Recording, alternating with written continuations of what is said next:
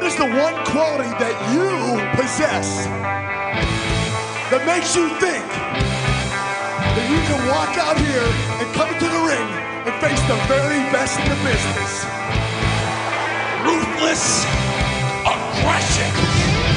Ray is not your father. I'm your father, Dominic. I'm your papi. Enjoying the ride, Randy. You son of a bitch! You're fired! What? Eric Bischoff? You're fired! Take out the trash!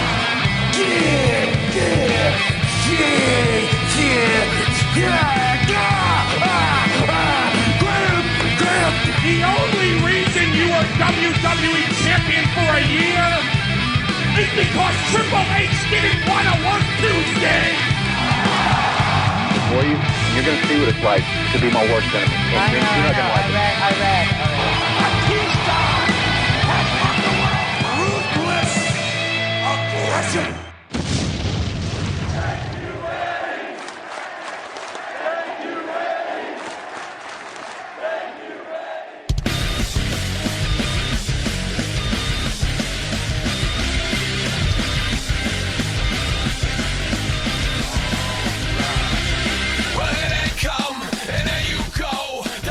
Welcome to the Ruthless Aggression Podcast. We are talking today Survivor Series 2005, of course. It's good to be back on the Ruthless Pod. I'm your host, Levi, joined, as always, by that big, juicy Kyle. Kyle, what's going on, man? How are you doing? Hey, everybody. I'm doing well, chilling. I moved into a new apartment recently, so I'm actually feeling pretty nice. I got my little setup going. Managed to get together at the last second, basically. 'Cause that's just me. Ready to talk some Survivor Series, man. Let's go from the apartment, the new apartment. And, of course, as always, to my left, on the same old dirty couch, is that good old Jake R. It's Jake, back in the booth. How are you doing, good? Last on the mic. Hey, put a slip cover on the couch here. If you see, it's no longer doesn't look quite as dirty, but you know, life goes on. Now there's just blood stains on it. Well, yeah, speaking of bloodstains, we're not talking about Ric Flair right this second, but we will be Survivor Series 05. And this event took place November 27, 2005 in Detroit, Michigan at the Joe Louis Arena, which is now defunct. Aw. Good. And you know, the last ticketed event at the Joe Louis Arena was actually a WWE live event held on July 29th, 2017. It wasn't a Stanley Cup playoff, that's for damn sure. Ooh, take that, Detroit. And all your obese citizens and fans. No, that's Omaha. Omaha. Oma Heat. Omaha. I had someone do that for karaoke the other day, and I'm like, this is kind of impressive, but also really annoying. Yeah, right? I could imagine. I'd be like, oh, hell yeah, internet. And then, like, a minute into it, I'd be like, all right, somebody punch this guy right in the face. Because, I mean, he did a very nice job with it. Like, he sang the song properly, but, like, I did not want to listen to that entire song. Yeah, because isn't it like Dutch or German or something? Some like that. other language. Like, Numa, Numa, yeah. Numa, Numa, yeah. Numa, Numa, Numa, yeah. It's so obnoxious. Well, okay, well, the question is, was he a big fat guy like the dude in the original video, at least? I mean, I mean, not that fat. He's singing it unironically. He's not doing a bit. He's just singing the song. Oh, he was just dead set on just Numa-ing his heart out. Okay, then. I Yeah, don't know. he's out there just going for it. In Man, I whatever don't know. language that is. In a weird way, you know, kind of respect it. It's like, you know, he's cringe, but he's free, you know? I mean, you know what? As I'm thinking about it, though, there are worse songs you could do, right? Like, one thing I can't stand in karaoke is when someone sings Purple Rain. It is my least favorite thing in the whole world. Oh, they're still singing Purple Rain right I don't even like behind you, it when isn't Prince there? sings it, dude. That song You is just so don't like daggone Purple Rain. long. It's very long. I don't know. We had last week on Saturday, we didn't have a lot of people, so we all agreed to intentionally pick songs with long intros or interludes. Oh gosh, that's awful. We were all picking like 9-minute songs. It was funny. But yeah, it was a WWE event, and the demolition of the interior of the arena started in early 2019, while demolition on the exterior commenced in June 2019 due to the arena's proximity to the Cabo Center, which is now Huntington Place. It was dismantled traditionally rather than imploded. Ooh, that's sad, man. At least you get a cool implosion sometimes. They just tore the thing apart. We have an attendance tonight of 15,000 with a buy rate of 400,000. So we are much up from the prior month's Taboo Tuesday. Mm-hmm. Our theme song tonight is Lights Out by P.O.D. And Jake and I actually spoke about P.O.D. on the Rap Report recently. Kyle, what's your favorite P.O.D. song, man? Favorite P.O.D. song? I don't know. I'm not as familiar. I mean, I'm familiar with P.O.D., but shit, I don't know. They're literally like, I say this you could just say break stuff or rolling. No. Listen, you could just say Booyaka 619. Basically, it's just like, I remember their first album, Satellite, just super huge. Everybody listens to it all the time. Is that their second one? Album. The first album was Fundamental Elements of Southtown. Sorry, I'm not a POD aficionado, but I did look up a song recently, because when I think of POD, for some reason, I just think of Little Nicky, and to me, that's just like the POD soundtrack movie. And so I was actually listening to something the other day because of it. So what was the dang song? I don't know. Jake, didn't you bring this up, that it was in Little Nicky? Or that they were in Little Nicky? Was also in The Matrix Reloaded. Really? Oh, it's been a while then. Anyways, I guess they provided the song "Sleeping Awake" for the Matrix Reloaded soundtrack. Shit. I guess "Alive." That's a song, right? Oh yeah, that is a song. That's a good one. There you go. I vaguely know POD. I feel so alive for the very first time. It was kind of a cool video the first time you saw it, but then like it stopped being cool real fast. Mm-hmm. Dang. Ultra uncool factor, POD. Unlike our sponsor for the night, Delta Force Black Hawk Down. You guys ever play that back in the day? Nah. No, I never did. That was like a super like serious military shooter, not like cool action like Call of Duty or something, you know? Never. It was like really? It was like, yeah, you have to get 4 other people together, and if you don't communicate properly, you all die, and it's like then you get yelled at. No, my military fiction of choice at the time was Metal Gear Solid 3. I was just fighting like ghost dudes and guys with jetpacks. Metal Gear Solid 3? Yes. What about Metal Poo Solid P? What about Metal Poo Solid P? I played that on the PS2, but the P is PEE. That's the best I can come up with. I'm sorry. And the Poo Poo P. Wait, no, it's stand it right there. I'm stupid. The P-Nest 2. See, there you go. Sorry, guys. I'm still waking up, huh? Perpetual tired today. That was a handheld device, right? Oh, yeah. I'll show you a handheld device. Woo!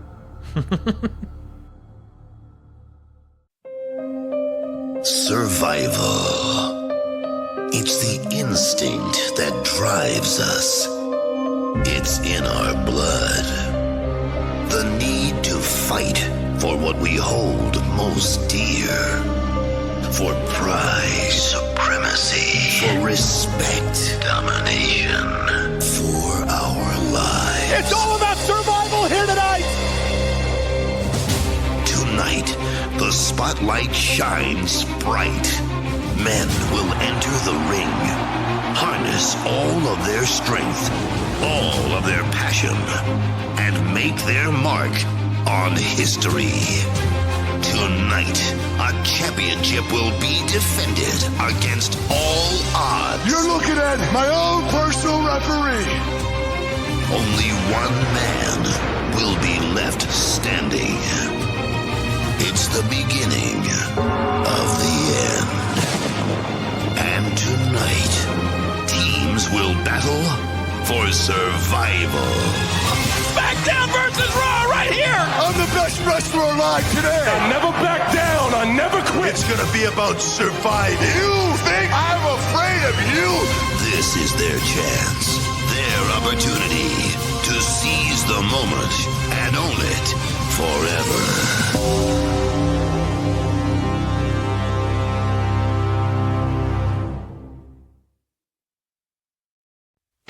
And now, Raw, SmackDown, and Delta Force Black Hawk Down present the 19th annual WWE Survivor Series.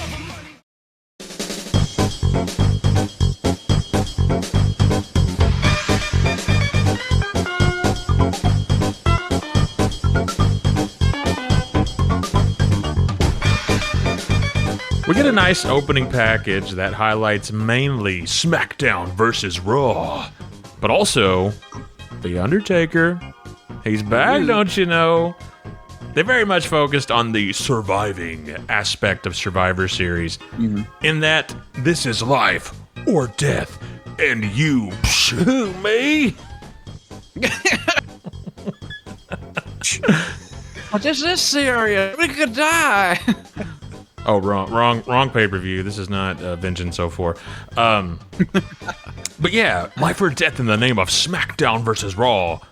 And also The Undertaker's back, yay. It was fun. It was very over-the-top serious, but, fun. That's what I want. What did you guys think of the opening package? No, it was put together good. It was a very, very SmackDown versus Raw. A lot of epic voiceover stuff. I just like that it basically boiled down to a lot of guys gotta fight, and if they win, that's pretty cool. Right, what do we win other than bragging rights? They should have a pay-per-view about that. Who gets bragging rights? I know, right? They should have a pay-per-view about who has the hottest balls of fire. Ooh. Oh, they already did that one. Damn it. It was fine. Yeah, it was a little serious, and also the whole Undertaker coming back thing is so bizarre to me. Why are we announcing a surprise? Yeah, and you feel that throughout the show. It's like we have 5 minutes left to main event, and people are like, "We want Undertaker." I know, right? Not even invested in the conclusion of the match because he's coming and he hasn't come yet. So why do that? Why? I guess Tell me why. More sales. I guess I just wanted more people to buy. Clearly. But I mean, hell. Tell me why. Tell me why. But honestly, yeah, I think it kind of bit him in the ass because this crowd got impatient. So we get a big juicy set. Kyle. Yeah. Can you describe the set to our listeners? So it's really weird. It looks genuinely just kind of like inverted, mixed up Monday Night Raw set. Yes. Like the Tron is like it's like the angle Tron, but they just kind of flipped it, and then there's a bunch of like little pieces hanging around that just made me think of like the dangly bits in Raw, little Raw danglers. The dangly bits. Yeah. And it's fine, but it didn't feel like they put a ton of effort into it, compared to what we've had. And like a Taboo Tuesday feels pretty. It definitely felt like we're in the era of screens and scaffold.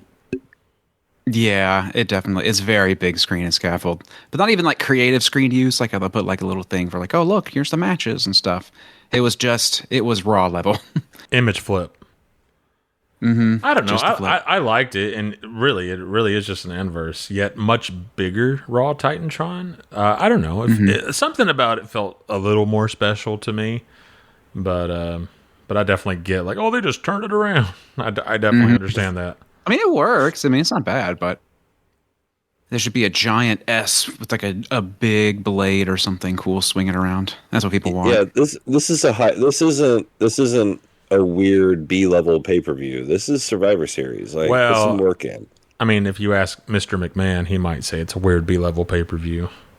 Yeah. Well, if you ask Mr. McMahon, he'd say, I want to poop on your head. Oh, geez.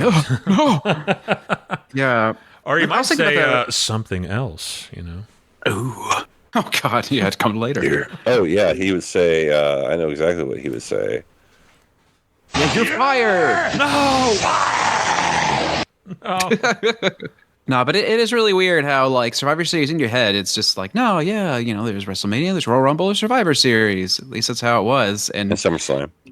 Yeah, SummerSlam. But, like, eventually, yeah, it really does start to feel B tier. Because it's like, hey, the hook is just 6-man tags. So what else, Well, Vince, I don't know. Like, Vince really wanted to, just get rid of Survivor Series. Who knows? They might one day just get rid of it. Well, Vince hates tournaments. Yes. And he has to pay 10 guys for one match. Like, that's not good business to Vince. Well, I mean, then why did he have all those, throw all the jobber battle royals at WrestleMania then? Because he could pay them nothing. Everybody gets a payday. And it's just the candy bar, the peanuts. Peanuts. Little peanut bar. Little peanut butt. That shit actually is pretty good. Could use a little bit of chocolate, but... They do make a chocolate one, don't they? Yeah, the chocolate payday is called something else. The big turd? I don't know. I never had it. The big turd. They show the announcers first thing, and I'm immediately distracted by this fat guy behind the Raw announce team in a cowboy hat. Yes.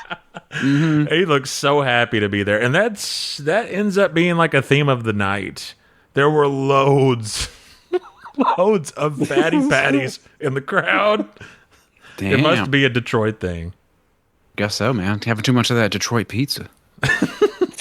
Detroit Rock City. All right, Kyle. Need a fat guy cover of Detroit Rocks.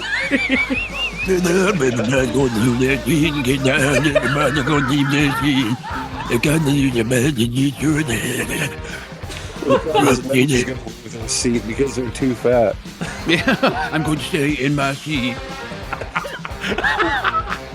I got lymphedema.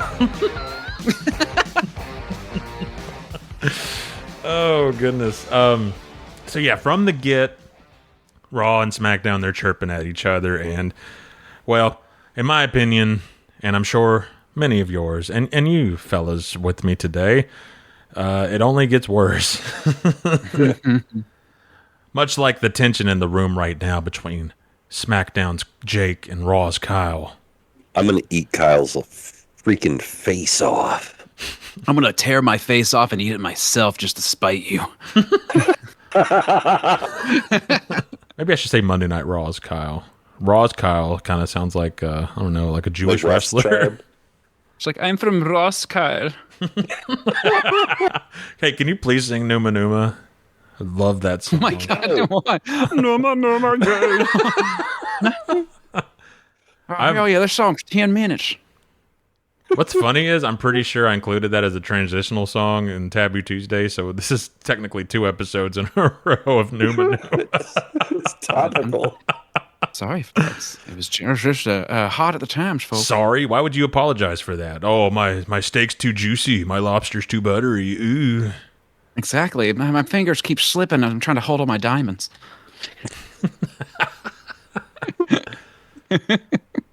All right, first match, Raw's Kyle. All right. No, shouldn't that be mine? Oh yeah, that's a good point. SmackDown. Whatever. Announce the SmackDown match.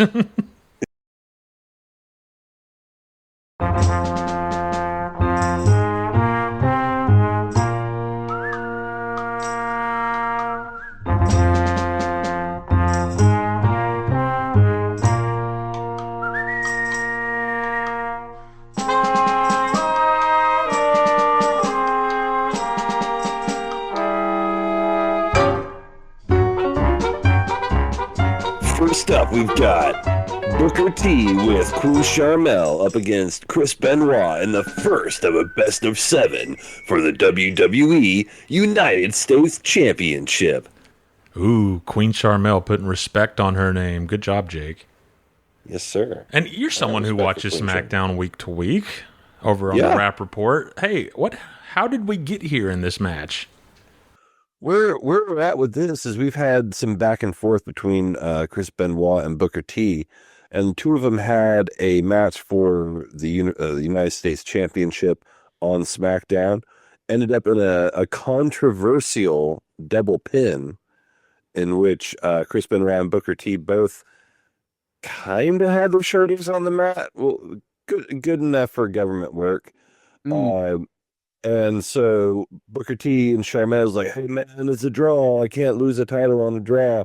And all of a sudden, here comes Teddy Long, and he's like, now, hold on, pal. Since 9/11 this match, we're going to award the championship to my favorite guy, Vacant. And so Vacant right now is getting a run with the United States Championship while Booker T and Chris Benoit face each other in a best-of-7 series to decide who will be the U.S. champion. Man, I'm so excited. Something they ran in WCW, am I correct? That is correct. They never brought that up once. They mention it. They're like, this is a WCW. But wait, hey, what championship are we fighting for here? Oh, is that a question? That is a question. What championship are we fighting for here? Oh, for here it would be the United States Championship. U.S. Where did the United States Championship come from? The United States, of course. America. Where did the belt come from? Where did the championship? Oh, it was made in China. Okay, sorry. No, I hate you so much. What is the lineage of the United States Championship? What promotion did it originally start in? Wasn't it World Class Championship? No. WCW, yes. WCW. We got 2 WCW guys fighting over a WCW belt, and we're being told that it's not WCW. Hey, who was the referee for this match? Was it Nick Patrick? He was WCW referee. It doesn't show me that on the results. Oh, I can find out. 2 hours later. Jimmy Corderas, never mind. Oh, was it Jimmy? Yeah, Jimmy Corderas was a WWE. I'm looking right at his big bald dome. Nuclear Heat with Jimmy Corderas. Take that, J-Core. But yeah, well done. Yeah, both of the shoulders were apparently on the mat, and so now first the best-of-7 series. Who will take the first fall in this evening's bout? Booker T powers Chris Benoit in a realistically struggle-filled slam. Like, I don't even know what to call it. Like, he makes 3 attempts to get him up and over. I'm sure it actually is, it's like realistic looking for a reason. Dude's meaty. Mm-hmm. He's a big beefy boy. Beefcake. Beefcake. He's a big beefer. But yeah, it looked real and it looked impressive, which is what I want in my wrestling. Mm-hmm. But Benoit dumps him. Taz actually brings up the WCW series between them, and Cole immediately dismisses him. This is about so much more. This is about a championship. Yes, a championship that they took from WCW. Yes, exactly. Also, the series was about the championship. As most series are. It was about the TV title, actually. WCW. Benoit wins a battle for a TV champion again. Do we? We need to get rid of all the fucking belts. We need the one champion. We need an intercontinental champion, and we need a TV champion. We do need fewer belts and that goes for every promotion. Even NWA, they need to get rid of the cocaine belt. Yeah, NWA needs to get rid of a lot of its members and just have Ice Cube and Eazy-E. You mean Eric Bischoff? No, we've seen enough of him. Yeah, right? We get enough of him tonight. Oh, man. Okay. I have so much to say. Let's keep on going. All right. Benoit, he wins a battle for a suplex and elbows Booker down. He gets it for the pin, but it's only good for 2. Benoit, he misses a blind charge, and Booker gets a side slam. Booker goes for an abdominal stretch, and Benoit fights free. So Booker puts him down with a spin kick for 2. And they do some kind of wacky cradle out of the corner. Booker gets 2, but Benoit kicking out of that, like his shoulders are positioned in such a way that it looked like a really rough escape. Like his neck looked like it was in pain to kick out in such a position. Probably. This follows with a neck breaker for 2. Booker once again gets Benoit in an abdominal stretch, and oh my gosh, I was laughing hysterically as Benoit starts twerking on Booker T. I swear on everything. And I even shared this on my on the podcast Instagram story, so some of you have seen that and reacted accordingly to it. He's just backing it up on Booker T. It's crazy. Maybe He's throwing it back like it's Magic City. Also in Atlanta, like WCW. So Benoit he comes back with a German suplex, but Booker cuts him off again with a kick and gets 2. Benoit finally makes the comeback with a leg whip. However, Booker cradles him, only good for 2 on the pin. Benoit comes back with chops and an elbow for 2, and Cole notes that this is where Benoit gets scary. Which not at home after. Why is there always like I don't know, ominous foreshadowing? Yeah, right. It's just like, could you word it a little differently? Come on now. And here comes Chris Benoit. He looks like he's ready to just absolutely slaughter an entire family. And of course, in the CTE spot of the night for Benoit, Sharmell distracts and he misses the diving headbutt. I'm like, oh, there it is. There's the spot. Booker rolls him up for the pin with his feet on the ropes in 14 minutes, 42 seconds. Booker takes fall number 1, or win number 1, I should say. Jake, you're the SmackDown guy. What'd you think about the match? It was pretty good. I'm gonna give it a thumbs up. It was a good match. We're establishing that Booker's gonna cheat to win, and again, we're seeing a little bit more out of Sharmell. So I liked it. I'm gonna give this match a thumbs up. Now, Kyle, I don't know if you've seen such action, such mat-based wrestling on your show, Monday Night Raw, but tell us, what did you think about? I mean, guys like this, Chris Benoit, Booker T, you'd never see them on Monday Night Raw. I mean, we got old Curtis Angle. I'd have to argue with that, but you know what? I'll give it this to SmackDown. Okay, it was a pretty good little match, but no, it was good. Little match. It was good. It was competitive. The pairing is wonderful. I want to say I have seen the original series they did in WCW like a good few years back when I watched all the WCW stuff, and. So cool to like watch the comebacks. I don't really think I've watched their full on WWE Best of 7, but this first one very much like first match feel, like getting into it, but you feel like the best is yet to come. It's like I don't know. I've been reading Dragon Ball Z, so in my mind it's just like they're holding back their power. they still have more levels to go. But I give it a thumbs up. Booker T, he's got the power. Chris Benoit. This isn't even my final form, sucker. Shimron, I want to turn a light. No, Booker T. That's it, sucker. Special beam cannon. Oh, God, Benoit's down, but what's it he's pulling out of his tights? Oh, it's a sensu bean. My God. As for my feelings on the match, I don't know. I feel I feel like right. Moving on. No, geez, I'm gonna have a couple of gray area opinions, and I said thumbs middle for this match. It was fine. Honestly, I think I'm bored of Booker T as a heel in this way. We've already seen this version of Booker T in the last calendar year. He needs something more. And I know he just got done being a babyface, and he's been a babyface for a while, and now he's a heel. I don't know. Something's missing for me. I mean, he had some cool moves, and Benoit is Benoit. It wasn't a bad match by any means, but I don't know. I just felt like I needed something more. You know? No, I feel you.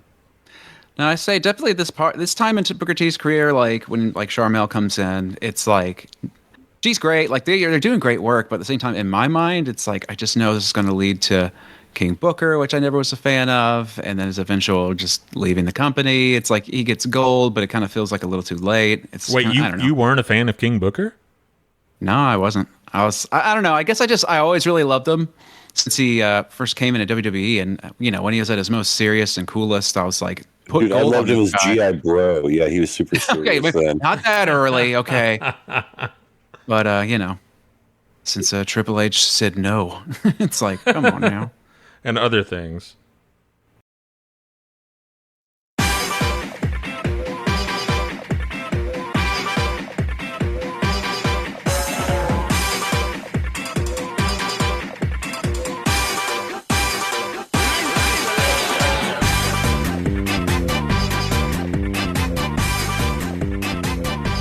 We cut backstage to Eric Bischoff, the Raw general manager. I think Kyle just immediately started whipping out his picker. Oh, yeah, exactly. Yeah, just flopping it about. Is it, oh, that's my GM. Oh. I'm like, yes, my king. King Eric. Yeah, this little karate man, Eric, punching air. Oh, goodness. Yeah, Eric Bischoff. He's in his gi. Gi. Or like, yeah. He's got More the like gi. eating it Kyle's got the done. wee. Nerd. No, it's my console. We're going to play Wii Sports. Shut up. Well, yeah, whatever, Jake. Don't laugh. You have a tag team named the Dicks. Not by choice. No, you want that. Yeah, Jake wants the dick. There's nothing wrong with that. I told you about their finisher, right? Their new finish. What? Oh, they just hit ejaculation. So, yeah, he's warming up for his match against SmackDown general manager Teddy Long, which everyone is waiting with bated breath for, when Eric Bischoff is approached by Mr. McMahon. Eric is confident, and he says he's going to wipe the floor with Teddy. He gloats about the WWE Championship match as he recalls the Montreal Screwjob, saying after tonight, people will be saying, "You screwed Cena." Screwed Cena. That's when. Screwed Cena. He's really hoping they would start chanting it now. Yeah, it's like, no. It's like the crowd's a bunch of SmackDown guys tonight. What the hell's up with that? Well, I mean, if you've been paying attention, SmackDown's kind of been positioned as the babyface. Yeah. No. I think, beating the shit out of the champion in the backstage is perfectly agreeable to do, okay? And then, like, over and over. Exactly. I mean, come on, you got to stand up for Team Raw. R.A. Dub. Okay, so before this episode, Levi wanted us to talk about these things from our perspective on the show, and pretty much my perspective on Raw versus SmackDown is Raw shows up and kicks SmackDown's ass. Like that's everything that happens in the story for this entire build. It's just all the interesting stuff happens on Raw, and then on SmackDown, Raw shows up to kick SmackDown's ass. Okay, I'm watching the builds for everything. I'm like, I don't remember this. When did this happen? What the fuck is that? And I realize it's all on Raw. Yeah, because we started the Rap Report pretty much the night after Tabby Tuesday, but SmackDown had been getting beat up for a few weeks prior to that. Mm-hmm. Namely Rey should, Mysterio. Yeah. As he should. Go ahead, yes. Oh, jeez. Come on, Kyle. You don't mean that. Hey, I got to say, like, these SmackDown guys, they got Batista, they got Rey Mysterio, Undertaker's coming back. They're getting pretty cocky. Raw's got to take them down a peg, okay? It's just how the biz goes. Well, what can you expect when the brand has a tag team named the Dicks? There you go. They ought to be cocky. So, yeah, he's chanting, "You screwed Cena," and that's when WWE Champion John Cena walks into frame. Eric is stopped dead in his tracks as John Cena says, "You like screwing dudes? Not really my thing." I can see why this guy started getting booed. Ooh, he's getting booed for being too lewd. Eric runs away as Vince McMahon greets the champion in an interesting way. As soon as the frame locked in on just them, it was like a sleeper agent activated deep within me, as the kids say. Right? And I'm like, oh no, this is this moment. Oh no. Yeah, right? Suddenly my brain was like, wait a minute, this exact framing of this shot, why is it familiar? Oh, God. So Vince asks the champion, "What's good in the hood?" John says he's holding it down, to which Vince responds with, What's up, boss? How you doing? Yeah. What's good in the hood? Just holding it down, trying to take care of business. Keep it up, I'm a nigga.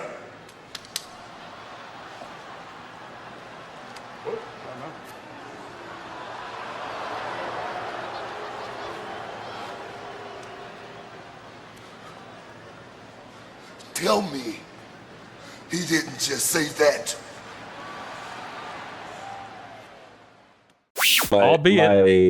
My well-respected African-American gentleman. He drops the word, albeit not the hard R, but he says that and prances away past Booker T and Charmel of all people, and Booker with the comedic line, "Tell me he didn't just say that." Come on, man, why?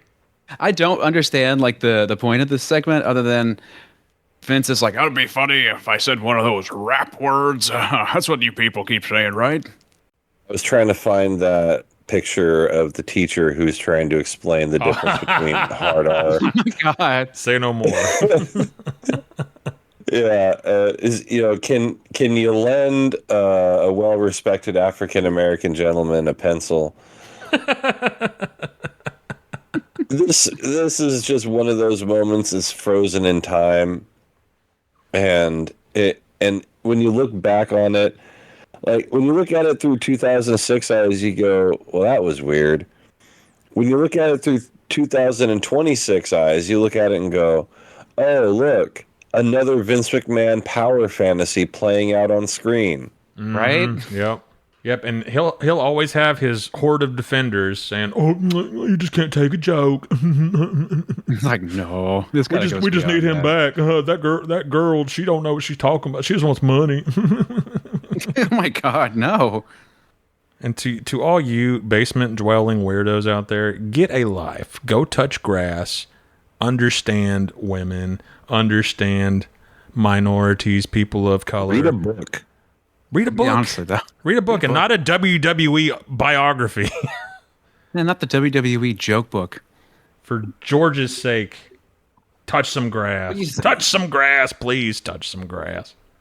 Touching grass will get you to touch an ass, and that's the goal. Yeah, that's true. Mm-hmm. That's true. Mm-hmm. Grass is like it's a gateway. It's a gateway drug to ass. Warn your children. I actually listened to the Something to Wrestle Bruce Pritchard podcast, and I'm sorry. Why? Because I wanted to hear, true or false, what they had to say about this event. And Conrad asked him about it. He answered about how you'd expect, and Conrad was speaking to him like he was navigating a minefield.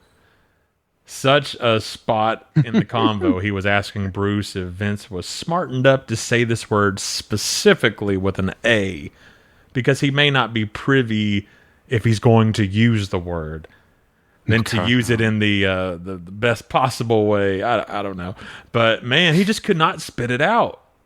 It's do you understand, Vince, that you can't say this the way you usually do? He just couldn't spit it out in a way that grills Bruce, but also keeps the peace.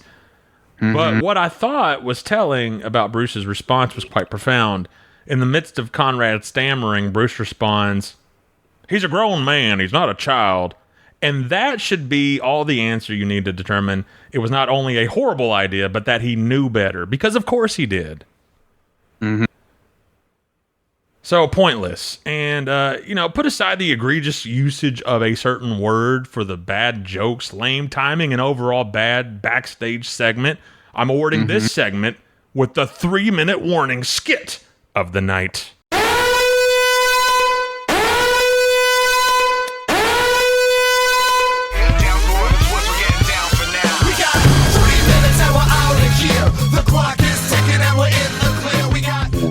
Yeah. It's been a while. I think I maybe have forgotten about this segment, but man, I had to dust it, get it off the shelf, dust it off, and use it right here for such a segment. Wow. We'll even throw in a Brother Sucks. Let's spam our Brother Sucks button right now. I had no idea I forgot about that altogether. Wow. It's kind of one of those things like I'd only seen in clips, like seeing it now as it happens in real time. It just took me off guard because it wasn't up until like right when it happened. And I was like, oh, geez. And insanely telling that as soon as, Booker T's like, tell me you did not just say that. And it cuts back. Commentary, dead silent. I was watching this at work because I watch TV at work all the time. And like I have my headphones in, and I'm across the room because I'm like, oh, the match is over. As a go-to segment, I can actually do some work right now. So I'm walking across the room, and all of a sudden, I just hear Vince McMahon just dropping an N-bomb in my ear. I'm like, what the heck? What is happening? I had to go back and watch it again to make sure I saw what I heard. Mm-hmm.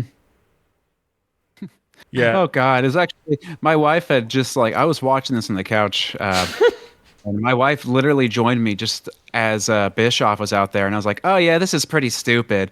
And then as what's good in the hood, I was like, "Oh no!" Oh, no. She just had no words. She was just like, "What the hell are you watching, brother?" You know, I was watching. Stephanie was in the room with me as well, and oh my. She was. Oh. She said this tongue in cheek, but she was like, "Somehow Ric Flair is still more racist than this." It just took an opportunity to just dump on Evolution. I'm just like, oh, okay, come on now.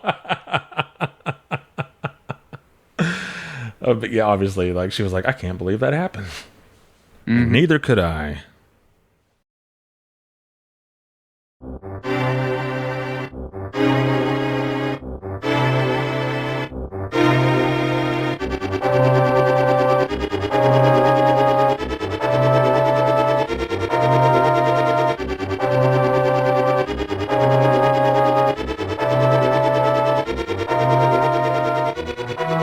So, next match. This is an interpromotional match, so I guess I'll say it. Trish Stratus versus Melina. Yeah, you can talk about this all you want. Daddy. Stupid. What? You didn't like this? No. I don't like anything with Melina in it. I got nuclear. This is the worst. Ooh. I hate Melina. Ruthless Aggression nuclear Melina heat, ooh. All right, go ahead. Well, speak your truth, King. Everything. Oh, every time she comes down to the ring, it looks like nobody has any idea what they're doing, folks. She looks around, she kind of touches people, and she doesn't really understand. There's no timing to anything. And you look at these two folks standing here. You got Mercury and Nitro, and they're just lazily throwing their dicks back and forth, gone robotic. trying to act like they got something to do because it's taking this woman who's got her hair done in 75 different colors and none of them are good. And she crawls up and look at my butt cheeks. I'm so sexy. My face is smacked by a truck. He's speaking in binary code. This is JR's other live wire rant. He's crossed his live wires. We just have our own separate conversation over here. I'm sorry. Wow, that's a lot of words. Too bad I'm not reading them. I'm not reading them. You know what? I think Melina's hot, so in your face. No way. She is so busted. Okay, I need you to chime off on Spotify right now, listeners. Melina, good looking? Not good looking? Good wrestler? Not good wrestler? Let us know in the comments below. I can think of two big reasons why I like Melina. Her spirit and her unnerving attitude. I thought you were going to say Mercury and Nitro. Yeah, Mercury and Nitro. Damn, that would have been a better joke. Shit!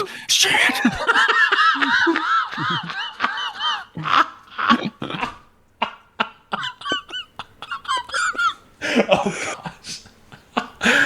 Oh, my gosh. Jeez. It was, I believe, the prior week's Raw where MNM kidnapped Trish Stratus. Mm-hmm. And they tucked her away in this room. And Melina's like, I want a shot at the women's title. And then they kick her and leave her for dead. And out of all the people, you know what? Let's quiz you right now.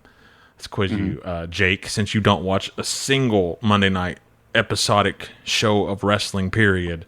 Only one person went to Trish's aid when she was captured and left for dead. Who do you think it was? Was it Mickie James, her superfan? Was it Mr. McMahon, her former lover? Was it The Christy Rock, the one time they kissed on TV?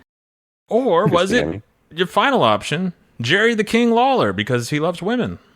Was it Christy Hemme? Well, she's smacked him. So first of all, this whole thing came out of nowhere for me as a SmackDown viewer. I had no idea why this match was happening because none of this happened on SmackDown. You must have been so scared and lonely. I was sitting there, and all of a sudden they're like, I'm watching the recap, and I'm like, what? When did any of this happen? I don't know. I'm going to guess it was Mickey James, the Superfan. Wrongo! It was Jerry the King Lawler. Yep. He's like, someone's got to do something. Those puppies. Oh, she's knocked out. I'm going to go help her. What the hell? I miss JR. I can't wait till he comes back. Right? Mm-hmm. Although I do like Joey Styles. Plays. I like him a lot, actually. Mm-hmm. And that's who's on commentary for this match, right? Is it Joey Styles and Taz? I think so, yeah. Yes, because they keep going back and forth and being insane. I got to admit, I really like Riled Up Taz. He doesn't know when to shut up, and like he always has an extra dig. It's like I was telling Jake earlier. It's almost like, in a way, he takes a lot of their shots at him personally, and he just feels he has to stand up for himself or something. Like it just gets him hot. It's so great. Maybe it's like short guy syndrome, you know? Right? Yeah. Short king. That'll be our album art for this episode. Just like picture Notorious B.I.G. That album with the crown. We'll just do Taz instead. There you go. Shows Taz some love. Trish, she hits MNM with a dive to the floor right away and takes Melina down with the head scissors. Oh, scissor. But Melina slugs... sorry. Okay, just drop that and move on. Oh, scissor. Like, what the hell? That sounds awesome. Scissor me timbers! But Melina slugs her down in the corner and chokes her out on the ropes to take over. Mickey James brawls with Melina outside, and Eminem, still hanging the belts on their britches, try to hit Trish with a snapshot, but the referee catches this and throws them out of the match. I thought that was pretty funny. Hey, you don't be doing that shit. Whoa, who was that? That was the referee saying, you gotta get out of here. I thought that was Rim Joss. Oh, stop. Melina goes to a surfboard and face plants her for 2, but Trish makes the comeback with a spine buster for 2. Melina dumps Trish to the apron to block the Bulldog. So Trish hits her with a kick and goes up for the Bulldog from the top for the pin in 5 minutes and 48 seconds. And as the interpromotional judge of objectivity, I said thumbs middle. Not bad, not great. But hey, sometimes that's the highest praise you can give a Divas match. Melina is brand new. She fleshes out into the mainstay of the women's division. But Trish carried her to a decent enough match, in my opinion. Kyle, what say you, man? Yeah, I'd also have to agree. I think it's a thumb middle match. Considering the build, like I think they did just fine. I mean, it's not like it's pay-per-view caliber, but considering how bad some of the Divas matches can be, you know, we have 2 women who actually know how to fight, and they did well. Yeah, it wasn't too long, and I guess we got revenge for evil Melina. So, thumbs middle. Evelina. That's her new. That's her new gimmick going for her. She's just a terrible kidnapper, and then immediately spoils any mystery. Extremely hot and attractive. There you go. And except for Jake. Huge bajongers and. She just have some pretty big bajongers. Spagongos. And the weirdest hair of any person I've ever seen. It's 2000s, man. That's just the cool thing. What about Viscera? He had a blonde mohawk. Yeah, I don't think he's sexy either. Well, she give me Visagra. Oh. No. I mean, no. Death by Snoo Snoo. Jake, what do you think about the match? That's fine. whatever. Oh. It's over with. You guess mean you didn't thumbs rate it a metal. thumbs down stinky match? It wasn't the worst thing I've seen in my life. That would be your grandpa's pecker. You talk about peckers. Everybody's like, God, these guys and their pecker jokes, man. They're really on them today. Yeah, my dream. What happens as when a- the dicks are on the fucking team? My dream as a child at this time, like I was in middle school, so like I was all about the divas. Like I just dreamed that Melena would one day like pull me backstage and go, "Let me see that peckle." Is he a wheel? You know what? Enough peckers. Enough of that. We're going to cut to a commercial break and just cleanse the mind, cleanse the soul, and maybe get some Pop-Tarts. Breathing. Be back in a jiff. Wildberry.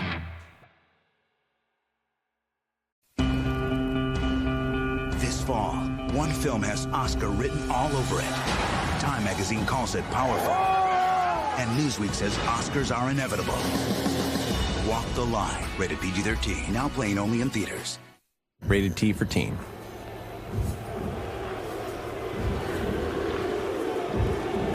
I got this far. I can do it.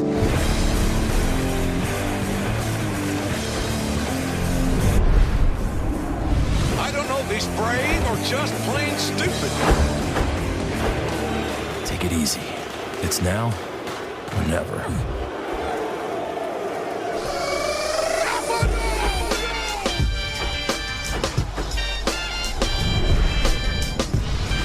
Here we go. It all comes down to this.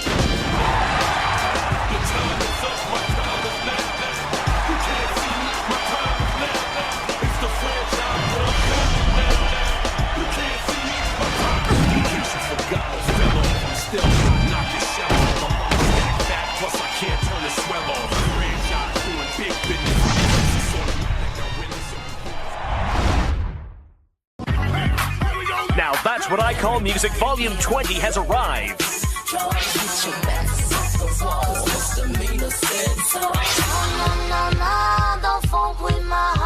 of the hottest hits from your favorite superstar artists with Black Eyed Peas and Rihanna.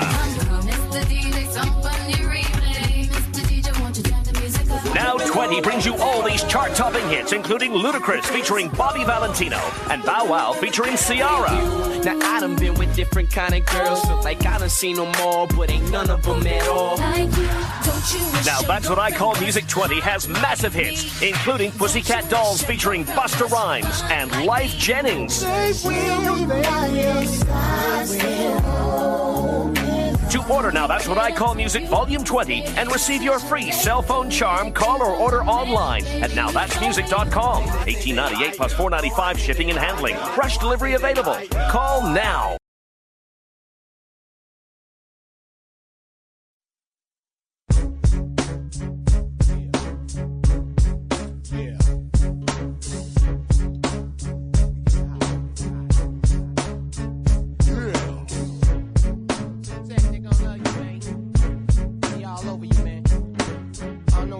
About this one, man. Hey, yo, something going on, I'm strapped. I ain't the one to be tiptoeing on, I'm back. My getaway car, so keep the motor warm, relax. I'm about to fade niggas like corduroys and slacks. You know the drama I bring, level piranha. Triple H versus Ric Flair, last man standing.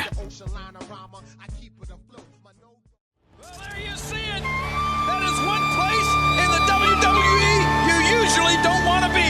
Inside that monstrous 15-foot-high steel cage. Rick, you are no longer the dirtiest player in the game. The cerebral assassin is dissecting a bloodied Ric Flair. I'm beginning to think that Triple H is actually enjoying himself now. Hey, look out here, look out! Somehow Ric Flair is still in this. I bled, I sweat, I paid the price, but I got back up. He's got guts, he's got courage. When I walked out that cage, the winner. Do it! He did it! He did it! Oh my God! He did it! What a victory for the Nature Boy! Oh, Ric Flair did it, Taboo Tuesday. was by himself another day. At Survivor Series, the cerebral assassin, Triple H versus the Nature Boy, Ric Flair, in a last man standing match.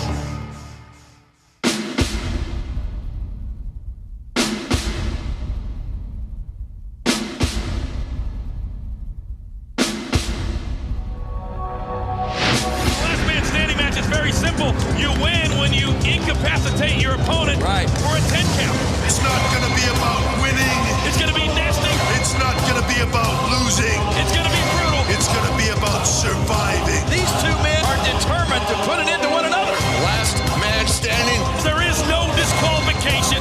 One man walks out of that building. There are no rules. The other one goes to the hospital. It is hard to believe that these two were ever the best of friends. I promise you this, Rick. I will finish what I started. Ric Flair will prove he's the dirtiest player in the game. Woo! Rick, for you, the game is over. It will be blood, sweat, and tears. Last man standing, Ric Flair versus Triple H. It's gonna be nasty. Put me in a cage. A cage. A cage, a cage, a cage, a cage, a cage. Please, nothing else, just a cage. Bring me a beer. Whoop. We get a pretty cool promo package highlighting the feud between Triple H and Helicopter Rick. Mm-hmm. And I'm sorry, while I can appreciate it for what it is, I just don't buy Rick as formidable. Based off aesthetic alone, I might add. He looks like any senior citizen I would have gone to church with back in the day. And, well, currently, too. I know we can tend to either see what we want to see or lie to ourselves when it comes to our favorites. Lord knows I did with Kurt Angle in his comeback WWE run. Mm-hmm. But I'll confess, I've never seen a Ric Flair match prior to the year 2002. And that's probably a big L on my part. But I say that to say I don't see what others may see, that lean, handsome son of a gun. I see an old, yet respected man, who, by the way, is losing all shred of dignity and respect by getting drunk every day and dwelling on Twitter. Yeah. As it pertains to the substance of the feud, this is some really good continuation. Good content, I should say. What are you guys making of Rick versus Trip so far? I mean, it's good. It's kind of like I've noticed this shift. Like, we had the Reign of Terror and Evolution and all that stuff with Triple H where he was trying to be Ric Flair. So now I feel like he's away from that and instead just trying to be, like, in his mind, like Ric Flair's greatest opponent, his greatest foe. I think overall it feels big, feels important.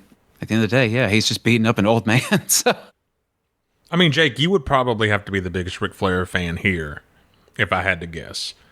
That's fair to say. Can admire his older stuff. You've seen a Ric Flair that I have not seen. So please give me your perspective. Well, at this point, like, Ric Flair has really moved into more of a comedy role than anything. Like, it's pretty well known that as Ric Flair aged, he moved further into the comedy style of wrestling than anything else. Like going over the tops of tables and falling on his ass and taking big bumps and stuff like that. For me, this, like, I really did like, we'll get into it, I like the story that they did tell in this match, because it was the old lion refusing to be put down. I thought that there was a lot to this match, but, God, it went on. Interesting. That's an interesting tell right there. So, one thing that I found funny in this feud was, and we talk about this on the Rap Report, Ric Flair, he gets some wins. He racks up wins on Raw between Taboo Tuesday and Survivor Series. Mm-hmm. Beating the likes of Trevor Murdoch and Rob Conway. Triple H had cut a promo on him, and they're like at each other every week, beating each other up and stuff. Triple H appears on the Titantron, and he says, "You said you'd beat me if it was the last thing you'd ever do. Well, good job. You beat me. Now I'll make sure it's the last thing you ever do. And I found that funny because this was after Taboo Tuesday, and he beat him. And a couple weeks pass, he beats those guys, and it's like, man, he's done some things, you know? Mm-hmm. So it can't be the last thing he ever does. So I found he had a sandwich after that in your face, Trips. Exactly. Went and took a big crap. Got on the Stairmaster. Mm-hmm. Right. Probably banged a few fatties, you know. Mm-hmm. No, only LA 10s for Ric Flair at this point. He's still Detroit got 3s? He's still got it at this point. A Detroit 3, that's like a Fargo 5. What about a Obion City 1? I don't even know what that is. He couldn't handle that. That's too big. Sounds like a Sweet Home Oregon 10. But yeah, these guys are at each other's throats. You could believe that they want to kill each other. This is all a part of Triple H's grand plan to not only be like Flair, but to become him. Ooh. He's already absorbed the spirit of Harley Race, and now he must take the Flair. Mm-hmm. He like Majin Buu absorbed Harley Race. It's like your power is my power now. Triple H hungry. He looks like he's like the Kirby of wrestling. He absorbed Harley Race, and now he's got his facial hair, and now he does Harley Race moves. And when he beats Flair, he's gonna have the flippy hair. Or he did the flippy hair. No, he's gonna be big and pink. Okay. Flabby. Heidenreich's in this? If only. As Flair's making his entrance, Triple H attacks before Flair can even get the robe off and stomps him out of the ring. I found this hilarious. As Triple H is punching away at him on the guardrail, he quickly unties his robe, which made me laugh. Flair wears the robe for an extended time before it finally comes off. Flair responds with a kendo stick, which I initially thought was a sledgehammer. Yeah, they just ending it that quick. He's like, yeah, let's just go home. It's all good. I'm done. I want to go home. That would have been an interesting story, though. Like, imagine Triple H just comes out and just waylays him with the sledgehammer, and it's over. He's just laying there bleeding. Yeah, but that's basically what they did at Raw Homecoming that one time. Yeah. Just killed Ric Flair. He hits him with the kendo stick, and they brawl into the crowd. And I laughed out loud. This little boy awkwardly going to touch Ric Flair. He ends up just touching his thigh. I don't know if y'all noticed that. I did not see that. He's in his 30s now, and he's like, I touched Ric Flair at one time at Survivor Series. Like, my wife and I just immediately like locked eyes and just busted out laughing. Because we were both about to say, did you see that? It's like, Ric Flair! Okay. Why is my hand all greasy now? And why is my mouth numb? So Triple H, he's kind of supine on the guardrail, and he ends up giving Ric Flair a spingo. Oh my God. Into the ringside area. Triple H follows with a suplex, and they head back in and duke it out. They continue to duke it out. Triple H grabs a screwdriver from a nearby toolbox under the ring and attacks the forehead of Ric Flair, and he bleeds profusely through the remainder of the match. Kind of surprised it wasn't more highly rated. This is just TV 14.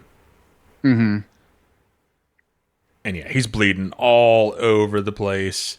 In my studies for this event, I learned that Rhea Ripley on Kevin Hart's Cold as Balls credits this moment as what made her fall in love with wrestling. For me, it was when William Regal peed on the Big Show. Oh, yeah. Oh my God! What are you, man?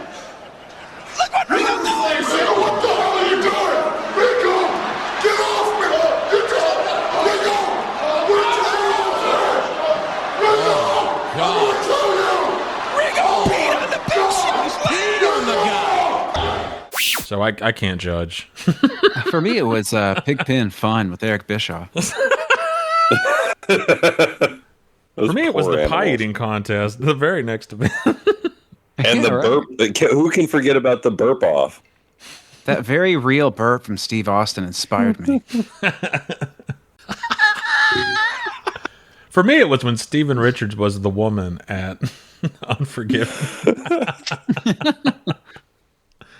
Like, honestly, though, Steven Richards is part of the reason I love wrestling now. Like, him as part of the RTC, I wanted to see him get his ass kicked every week, and he never did. And I tuned in every week. Like, credit to Steven Richards for getting me to, like, tune in to watch him get his ass kicked.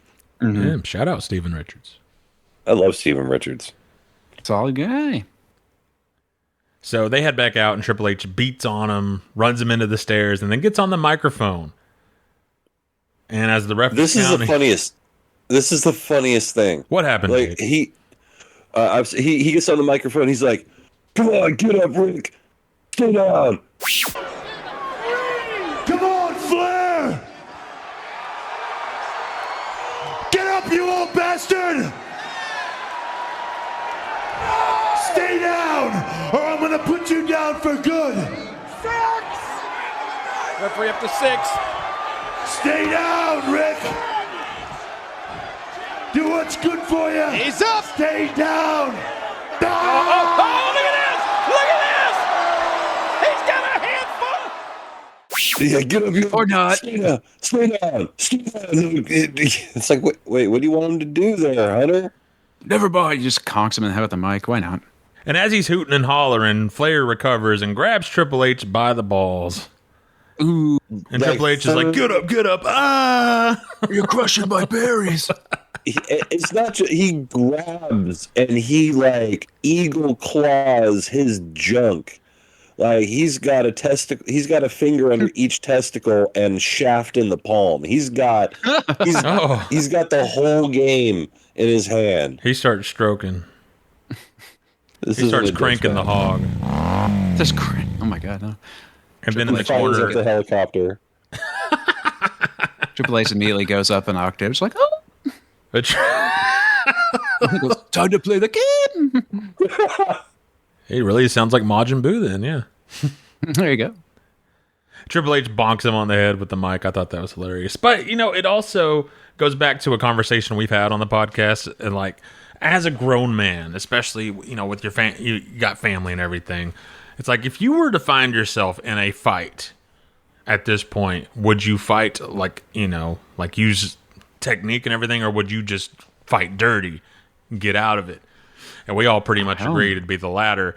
And this kind of feels like what Ric Flair's doing, It's like, oh, yeah, you grab him by the junk, low blow. Do what you got to do to put the guy down. So I kind of admired... go right for the balls. I kind of admired that about it. Mm-hmm. It's working smarter, not harder, man. And the rule is within the rules. So, that's the whole story of this match is Ric Flair is just doing what he can to survive and just taking it. And the whole time he says, is that all you got? I like this match a lot, actually, if it wasn't so freaking long. Yes. So Triple H, he waddles over to the Raw announce table, and Coach begins clearing the table for him, imploring Joey and King to help him. So they all have a hand on the cover of the table. I thought that was hilarious. I've never seen anything like that. Like, guys, get up, come on. It's Triple H, guys. Right. It's like, Coach, you that much of a bitch? All right. Yes. He runs over and grabs him by the cock, too. It's an impromptu make me nut match. Oh, God. I'm helping. It's not against the rules. Well, extreme rules, anything goes. If they got to make opponent nut, He's going to make him nut and tire him out and get the 3. All right, now Triple H is crying. He's got post-nut clarity.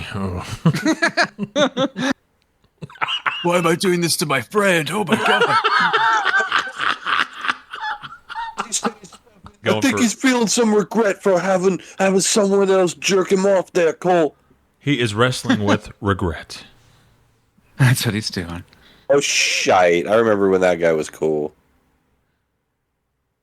So Triple H, he goes for a pedigree through the table, but Flair spegging goes. Oh, my God. Him through got it, but Hang on, Hold up. hang on. Edit this part out, Levi. Perfect sound. Don't forget about it. Spinning goes him through the Spanish announce table, and Triple H is down. Kind of looked like he hit his head on the landing, too. Yeah, that was nuts. Like, I was fully convinced, like, the back of his head just smashed against the side of that table. It was gnarly. He ends up responding at the count of 9. And with that, Ric Flair has been awarded with the Pepsi Blue Splash of the Night. And now it's time for the Pepsi Blue Splash of the Night. Bring it back, Pepsi. It's time to bring back Pepsi. Honestly, I miss it. When we started this show, I was like, Pepsi Blue, you little jabroni, what are you talking about? Now that it's long gone, I miss it, man. You realize what we had. Mm-hmm. Oh, you know what seems to go, but you don't know what you got till it's gone.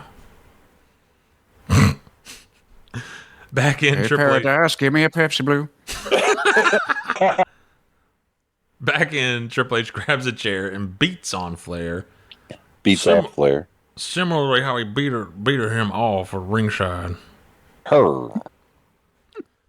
But Rick keeps fighting back and then hits a low blow to block a pedigree attempt. He puts Triple H down with the chair, but Triple H is up at the count of 5. Flair then proceeds to bite his head. More of that just doing whatever you gotta do. Dirtiest player in the game. He then puts Triple H in the corner, comes back, and chops, and then a huge punch to the wiener. And then he posts Triple H for good measure, ramming him groin first into the post over and over and over again. But in the weirdest way. I've never seen anyone do it quite like this. Back in, he clips the knee and then bites the leg before going to work on it, picking him up for a chop and then clipping the knee again. Triple H fights off the figure 4, and Flair gets dumped with the biggest thud sound. I had to rewind it. It sounded so bad. But he comes back in with the figure 4 and blatantly grabs the ropes for leverage, which makes Triple H tap, but it means nothing in this match. It's a last man standing match, pal. I like that little bit where he grabbed the ropes because it's like the ref. It's a known cheating tactic, and everybody's like, well. There he goes. Nothing we can do about it. Yes. Sorry, fellers. Triple H is down for 7 from that, but he puts Flair down with a clothesline, and they're both down. Triple H grabs the stairs and just bashes him in the head with them, triggering another flow of blood, but Flair takes him down with the drop toe hold into the stairs, and they're both out. Stephanie actually was watching. She asked me, like, she said, is that supposed to be funny? Because it is. And I'm like, probably. It's supposed to be both, you know? Yeah, kind of. Yeah. Just the silly way. It's kind of like hitting the chair, but like you hit the ropes and it bounces back into your face. How can that not be funny? It's kind of funny. It's a little funny. Oh, that's kind of funny. It's a wee bit funny. Oh, Seamus, welcome to the show. Fella. Hey, fellow. Do you want to see my Irish curse backbreaker? Oh, zesty Seamus. You're going to blow my back out? What? Oh. Well, ever since Steve moved out. Yeah, right? That's sad. Yeah, man. It cuts deep, man. Hey, stop talking about it, JR. I don't want to hear it. Well, that was part of the problem, Steve. You never wanted to hear me to begin with. Oh, here we go again. Nag, nag, nag.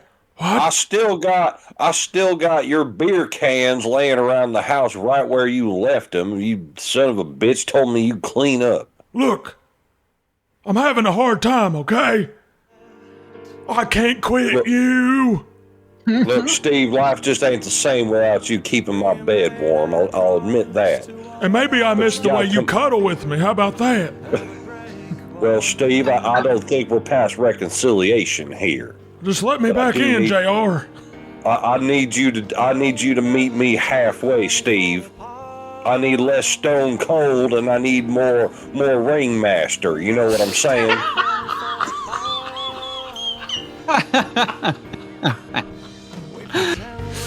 So what you're saying is put a ring on it. That's what I'm saying, Steve. you know, maybe we can work this out through counseling, and maybe I can work on my anger issues, you know.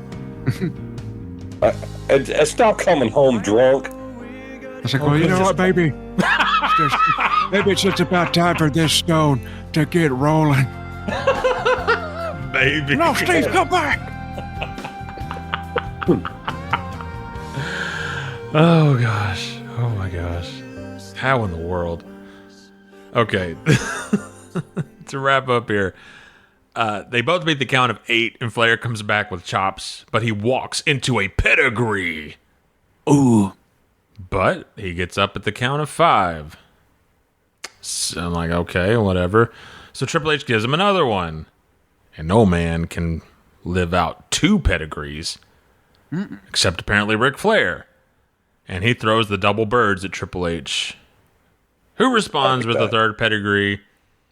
And Flair is still fighting up. So Triple H grabs the sledgehammer, hits him in the back, and Flair is vanquished in 26 minutes, 56 seconds. And Kyle, let's start with you. What do you think about the match?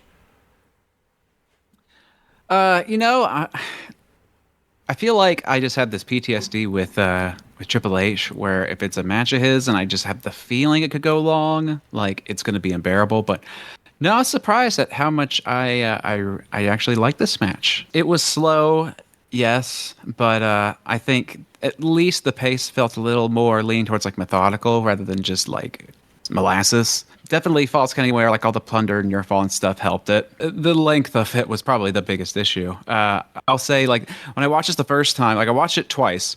First time I watched it full speed and I enjoyed it, but in the second time, I just put it at 125 and was like, oh, is this like the perfect amount? So, I did the same thing. Right? I completely agree. Like, I completely agree with you. I would say anybody watching it, I give the match a thumbs up, by the way, but and it's good on its own. But if you watch it and you find yourself getting a little looking at the watch, yeah, bump it up a little bit.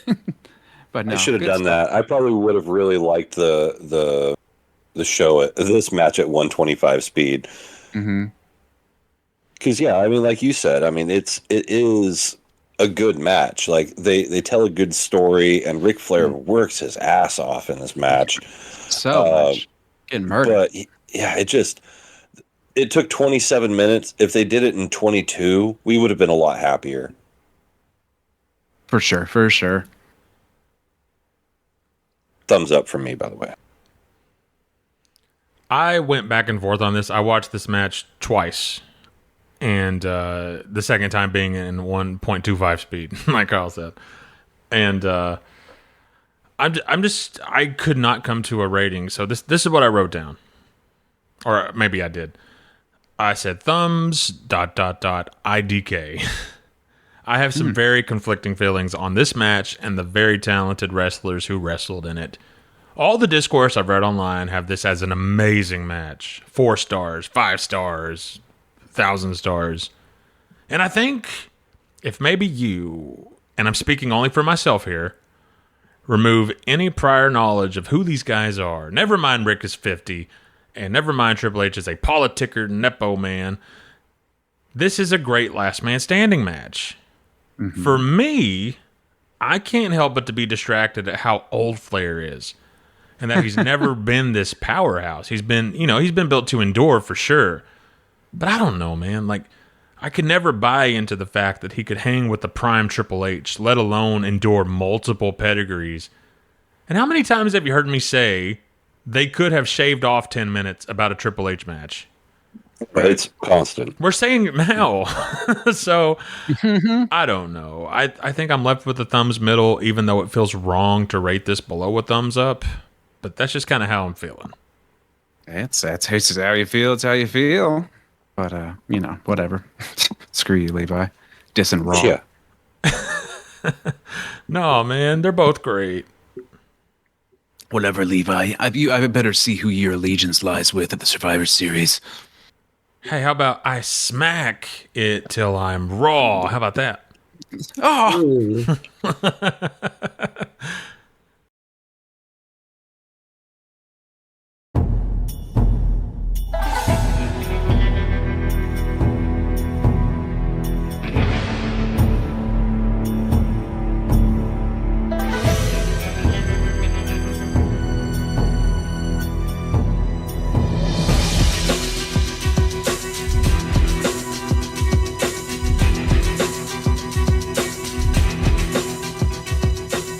cut backstage to Team SmackDown minus Batista.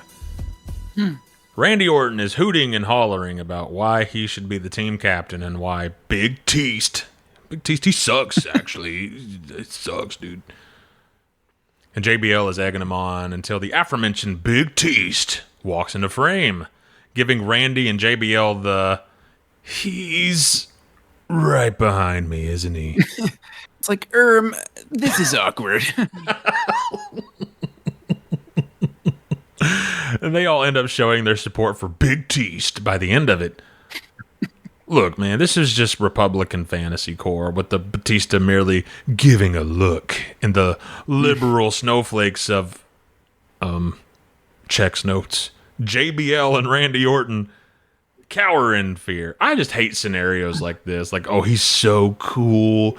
He can just destroy you with a look. Right, he commands attention and presence. I mean, it's fine enough, you know. It's like, hey, Batista's injured, but he's a badass. Get behind him. But now everybody kind of look a little bit like a bitch. But it's okay because, you know, he's got your back. You can be his bitch, but you like it, you know? I think JBL is the MVP of this segment and in a large part this show. Because he is so dang funny in this segment. Because he just flip-flops with the wind. Like, yeah, we should do it this way. That's right. You should be in charge. Hey, Batista, it's the man right there. He's our captain. He's the boss. He should be in charge. It is so But funny. also for a moment, he's like, why can't I be in charge? I was a champion one time. Right. Yeah, exactly. He felt like, I could do it. Wait, no. Never mind. You do it. He is so funny. And the way that he is so sold out for SmackDown to the point that he will work with a known Mexican. Yeah, right. It's like, what are you doing? You were just calling him slurs here not long ago. And now he's your best friend. I just wonder how different this would have looked with Eddie Guerrero, you know? Right. Yeah, no. We haven't really talked about Eddie not being here that much at all. That's kind of like the build-up. It's kind of one of the things with like the Eddie Guerrero special, you know, the second week. It's the build for this feels kind of weird and slapped together.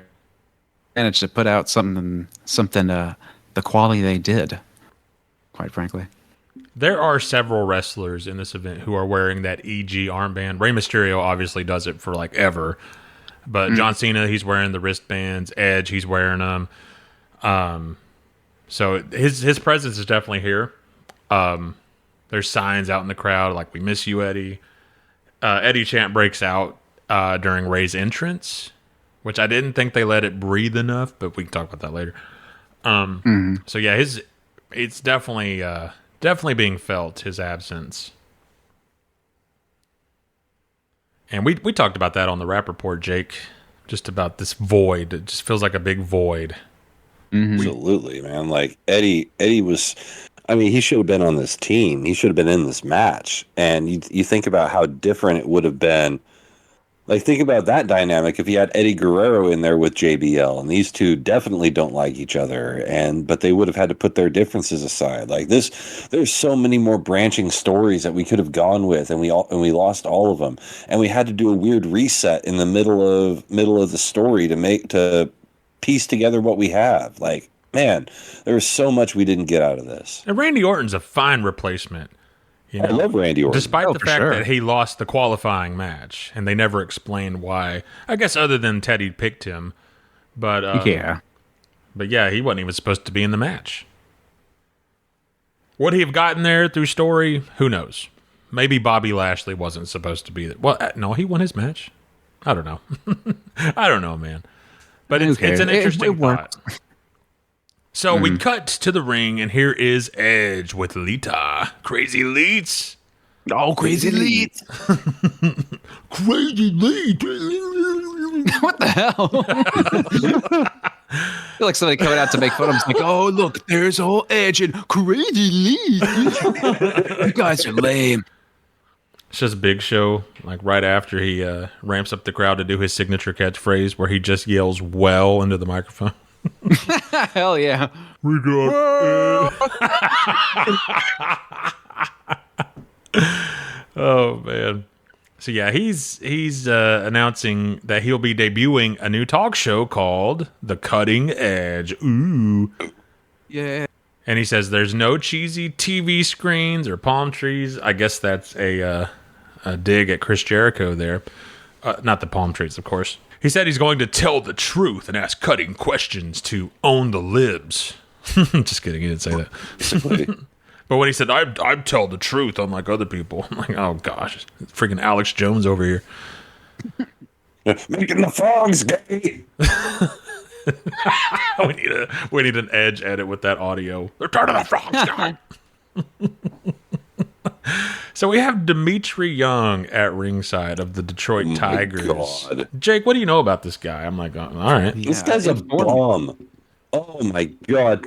I saw Dimitri Young on the screen. I was like, there's no way they got the single season sensation Dimitri Young in the freaking place to be there. First of all, the only reason he was an all-star to begin with was because it came in the 2003 season when Major League Baseball decided that every team in the Major League needed to have a representative in the All-Star game so that every team would have a rooting interest in the All-Star game. And so every team, regardless of whether or not they deserved to be there, got someone to the All-Star game. Now, in his career, Dimitri Young had 2 All-Star appearances. One of them was in 2003, by far his best season, where he had, in total, a 3.4 win against replacement. So compared to the average player at his position, he was only 3 wins better compared to that. He hit, 297, or he was on base for 297 that season, and then never again got remotely close to that. This guy is a terrible player, and he only got there because he made the All-Star game on a lark 2 years ago.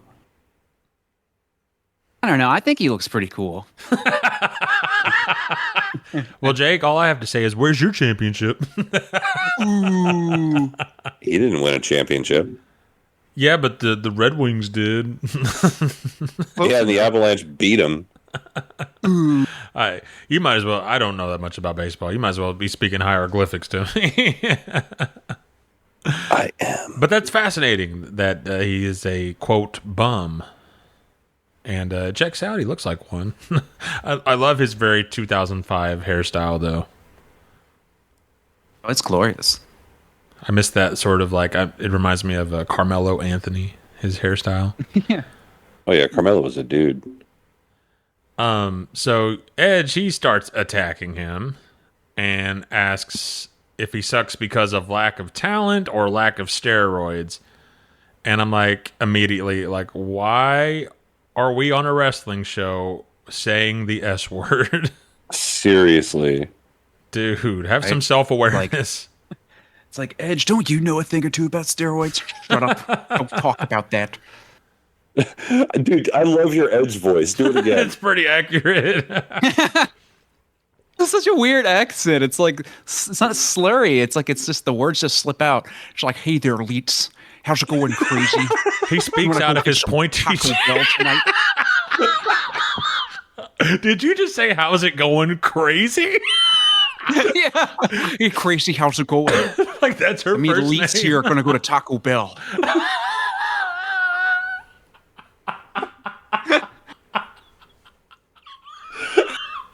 What are you going to get at Taco Bell, Edge?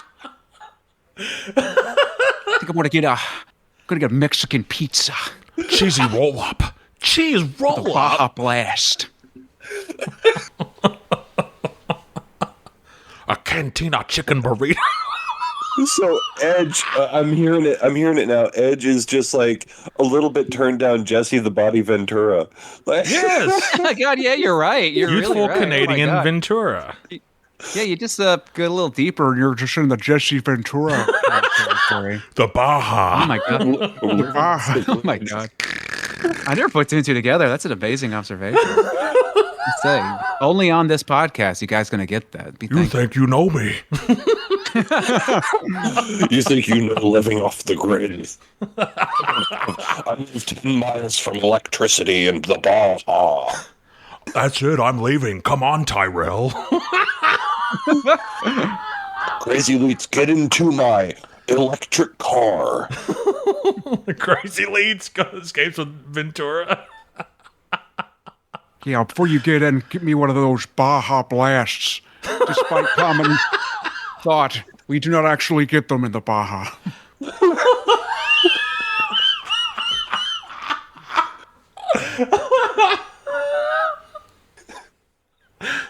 Common misconception. A lot of people think they know the Baja. The only thing we can get down there is RC Cola. Mr. Pibb. RC stands for really cutting, as in really cutting edge. Isn't that cool, Edge? Yeah, I guess. Please go away. I've got a show to do. No, Edge, I am your father. Oh my God! Search your feelings. You know it to be true. This is the cool-ass cutting-edge storylines you only see on Raw. Oh, dang. Aren't you jealous, Jake? Very. Actually, I would trade that for the dicks any day. Yeah, you're right. I do have dicks envy. Okay, so back to Dimitri Young. I know Jake's itching to get back to him. So Edge, he's going in on him, and he calls him fat and says he's eating cheeseburgers and stuff. That's when I noticed there's an actual fat guy behind him laughing a little too loudly. I'm not even joking. The crowd is filled with big people, including Dimitri. Yeah, I know, right? And as a reformed fatty, like you can say that. Yes, exactly. Mm-hmm. So Edge, he lays into the various Detroit sporting franchises for some quality cheap heat. But Young gets his heat back by asking Edge, "Where's your world championship?" Ooh, that was actually a really good burn, though. Ooh. And that's actually coming. He goes, "It's coming in 2 months." Please don't be mean to me. I'm going to get it back. Also, he accuses Edge of having no balls. But Lita can personally assure us that he does. Ooh. He's got 2 of them and everything. So, I was a little skeptical at first of this segment, but I thought it was pretty entertaining. I was entertained. It was fine. It was A-okay. Had no idea who the sports guy was, but, he got his, he got one in over Edge, so. Hey, folks, me and Crazy Leech are going to go in the back and, fool around and do jello shots and shit that we do so crazy. We'll be back.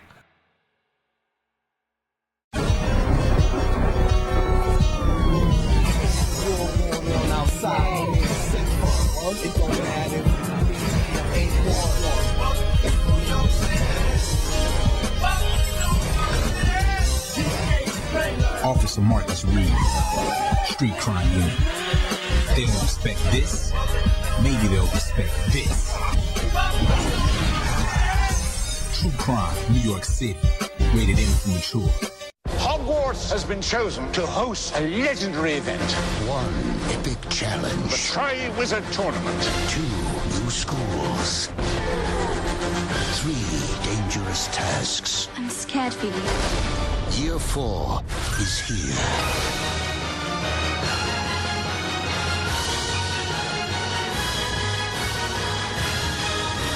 Harry Potter and the Goblet of Fire, rated PG-13, starts November 18th. Hey, Kitty, I hate to bother you. You sent my melon to Peyton, P-E-Y. Groceries, $41. That's awesome, man. Charlie! Oil change, $25. Good too. Decaf! Lunch, Decaf! $12. Great shift today, guys. Nice salad bar. Your favorite players. Yes. Priceless. Yes! There are some things money can't buy. For everything else, there's MasterCard. You signed the bread to my little brother. He loves you.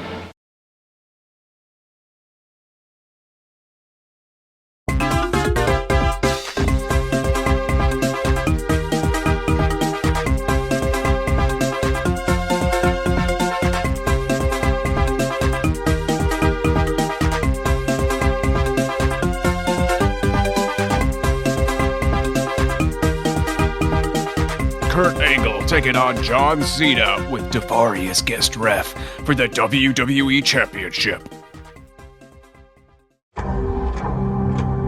My name is Kurt Angle. I'm an Olympic gold medalist. I'm a 4-time WWE champion. And I'm the greatest professional wrestler on this planet. And every single person watching me right now knows it. The general manager of Raw, Eric Bischoff, knows it. All you fans know it.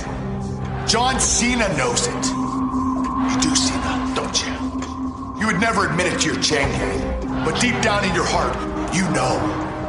I'm better than you are. Now there ain't no denying, Cena. I beat your ass 3 times. John Cena's reign as the WWE champion is a farce. It's fake, it's phony. I'm gonna end your little charade of you running around with the WWE Championship. I'm more relentless. I'm more vicious than I've ever been in my life. And I want that WWE title more than I've ever wanted it my whole entire career. Cena tells his chain gang that it's all about Real, recognizing real. You want to see real Cena? It don't get any more real than Kurt Angle. I am the most real thing you will ever know. I hold your whole future in the palm of my hand, and you know it. But the plot thickens. Kurt, I've never backed down from a fight in my life, and I'll be damned if I start tonight. Come get some! Lights out! Game over! The make way, 'cause the Kings is back. Lights out! Game over! If you really think you got it like that, lights out! I want a special guest handpicked referee. I give you my word, I'll take care of everything. Thanks to Mr. Bischoff, you're looking at my own personal referee, including the match at Survivor Series for the WWE Championship against John Cena. In all likelihood, this is exactly what we will be seeing at Survivor Series. What the hell is that? Are you kidding me? The deck has been stacked against John Cena. Your ass is gonna run out of cards. I'm walking away the WWE Champion. I never back down and I never quit. Think about what the most vicious son of a bitch on God's green earth is gonna take from you this Sunday night. Think, Cena. And fear. Tensions have only grown, have only worsened between John Cena and Kurt Angle. Kurt has had Cena's number every passing week. Nefarious means of getting one over on John Cena. On our first episode of the Rap Report, we covered how Kurt was sick of the "you suck" chants. And he got sick of the crowd, their lack of respect. He missed out on very big things in life for these filthy people who don't respect him. So Kurt, he made some demands, otherwise he wasn't going to wrestle that night. One being that he wanted the chants censored. And 2, he wanted his own personal referee, that being Daivari. Ooh. And why Daivari, you might ask? Because Daivari. they actually have a lot in common. They're both banned for being on UPN. No. Are they still on UPN at this time? Yes. Yes. CW is the following year. It's 06. Something like that, I think. That was awful, because I did not get the CW. Or maybe it wasn't, because SmackDown was so bad. I just liked UPN as a network better than CW. CW just became like, stuff for teen girls. Yeah. And wrestling. Oh, God. That's a reference. That is a reference. What's that to say? I don't hear anybody mention Homestar. It makes me sad. Dude, I love Homestar Runner. Oh, what the hell? Levi, you ever watch Homestar Runner? Yeah, I have no clue what y'all talking about. What the hell, Levi? Sorry. What a dork. You know the what? internet existed back in 05 and you weren't looking up strong bad emails on homestarrunner.com? I didn't have internet in my home till I was in high school, which would have been 2010. Hey, I didn't either, but I'd watch it in high school because it was school appropriate. Exactly. I was watching Big Bad Beetleborgs and Flabber. That show sucks. Actually, was not watching. I've never watched that. All I know is what you have told me about it, Kyle. Dude, I challenge you. Just try to watch the first episode. You're going to cringe. It's so bad. Okay, I will try. It's like imagine it's big and bad, but not in a cool way. Like Big Show. Beetleborgs. You'll know. If you know, you know. So Kurt's got his own personal referee with Daivari. Jay, this might be a little strange to you. I don't think any SmackDown wrestlers have their own personal referee. What do you make of all No, that's a little extra. We don't do that here. Hey, listen, our GM looks out for top tier talent, You can disagree with him all you want, but he's right. We've got a GM who's looking for the top talent. Oh, you're damn right. It's the best in the looking for nuclear weapons in Iran. So to begin here, Cena, he fights off Angle's mat wrestling and chases him to the floor, but Daivari prevents him from following. Oh, one thing I should add is pre-match, before the bell, Daivari raises Kurt Angle's hand in victory. Yeah. Thought that was pretty funny. The crowd does this weird thing where... Here's the thing. This would be a staple of like the 2010s era. I don't even know what you would call that. But the crowd, let's go Cena, Cena sucks. And it's clearly women and children cheering let's go Cena, and then all the men chant that he sucks. This is very much sort of a genesis of that. Mm-hmm. Cena very much getting booed here by the men. But I mean, all those kids, man, they are pretty damn loud. Yeah, to their credit. Cena gets a fisherman suplex, but Daivari won't count. So Angle picks the ankle, and Daivari is ready to ring the bell at a moment's notice. Cena makes the rope, so Daivari kicks his hand away. So I know, Cena, just a punt, like bam, get that fucking hand off there. Cena, He's gonna have a little bruise. Sorry. Cena has to power out instead. Finally, Cena just slaps him in the face, and I was like, oh. And then it occurred to me, oh my gosh, like if he DQs him, the belt can't change. And so Kurt Angle is pleading, like, don't do it. I thought he practically tackles him to the ground. Like, stop it, Daivari. I thought that was hilarious. That had never even occurred to me of a possibility. Me either. Cena dumps both of them out of the ring, and they brawl out there. We get back in an Angle with a belly-to-belly, and a new ref comes in to count the two. And so Daivari, he's unconscious. Like, he's got referee logic. Or he's just out, despite the fact that he's a wrestler. Angle with the shirt. It gives you the psychosis. You can't help it. I guess so. It's all in the shirt. It's like if they pulled the shirt out, Daivari would have gotten up and be like, why am I laying on the ground? It's like in Sonic 3 when they turn off the gravity and everyone's just clinging to the floor. Maybe that's what it is. Exactly. Angle with a suplex for two. Angle works a waist lock, but Cena gets a body press for two, and Angle slugs him down again.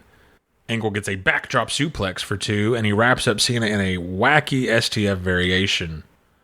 Cena escapes and gets a DDT, and they slug it out before Cena makes the comeback. Angle decides to clothesline the referee to stop the FU. I thought that was hilarious. Mm-hmm. And then a third ref comes in as Angle's getting the Angle slam, only good for two. Superplex gets two, and then he goes for the Angle salt, and that misses. It's nuts. And Cena tries another FU. Then Kurt Angle just straight up uppercuts the referee. That made me gasp and laugh out loud. I was not expecting that. Just bam. So funny. Not even like a little work. It was a proper Kurt Angle uppercut. It was so funny. I guess Kurt Angle just has like immunity just because he's like, well, I chose the first ref and he's in my pocket. So, I can't get DQ'd for the rest of these. Guys, I'm Kurt Angle. All right.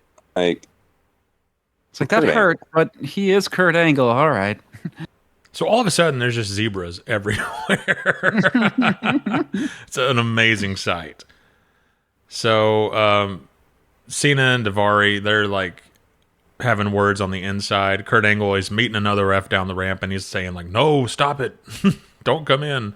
Cena DDTs Daivari in the meantime. So as Kurt is coming down with this other ref, Cena picks up Kurt for the FU and retains the title in 13 minutes, 56 seconds.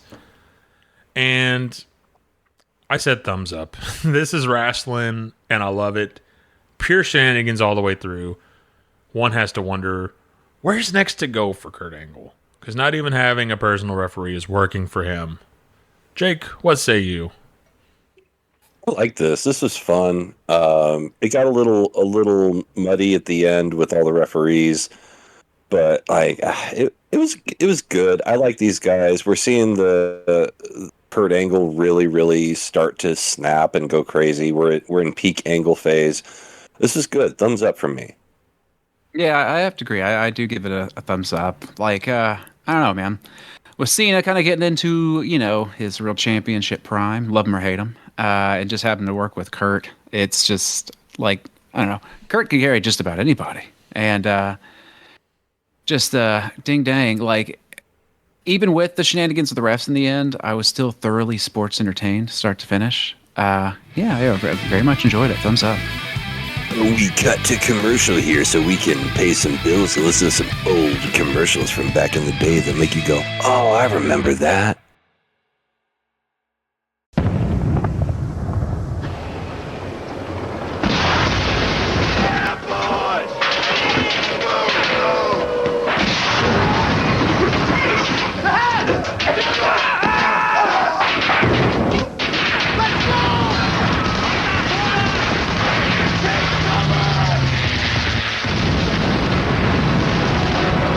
Call of Duty 2, rated T for teen. Fox tonight, the fat guy strangler is Robert Downey Jr. Well, head him off if they... Todd, man, you gotta show your food. All new Family Guy. Then, American Dad's son becomes a novelist. He'll need a hook. We'll cut off one of his hands. People love the disfigured. All new episodes start at 9, 8 Central tonight on Fox. Viewer discretion advised.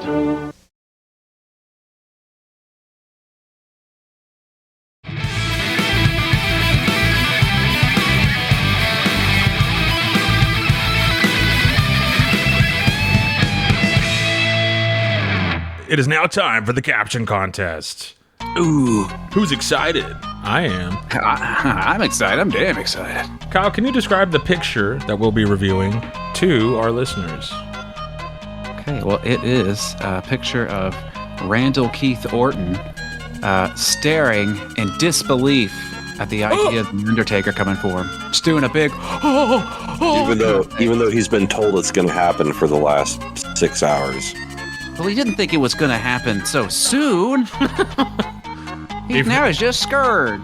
But yeah, we have, let's see, 1, 2, 3, 4, 5, 6, 7, 8, 9 entries this time, if I remember correctly. Okay. So Kyle, let's start with you. What's your caption? All right, so this one comes from Mick Andrew, 45. He goes, my face win. I'm Randy Orton. I'm in a room and I turned purple and blue.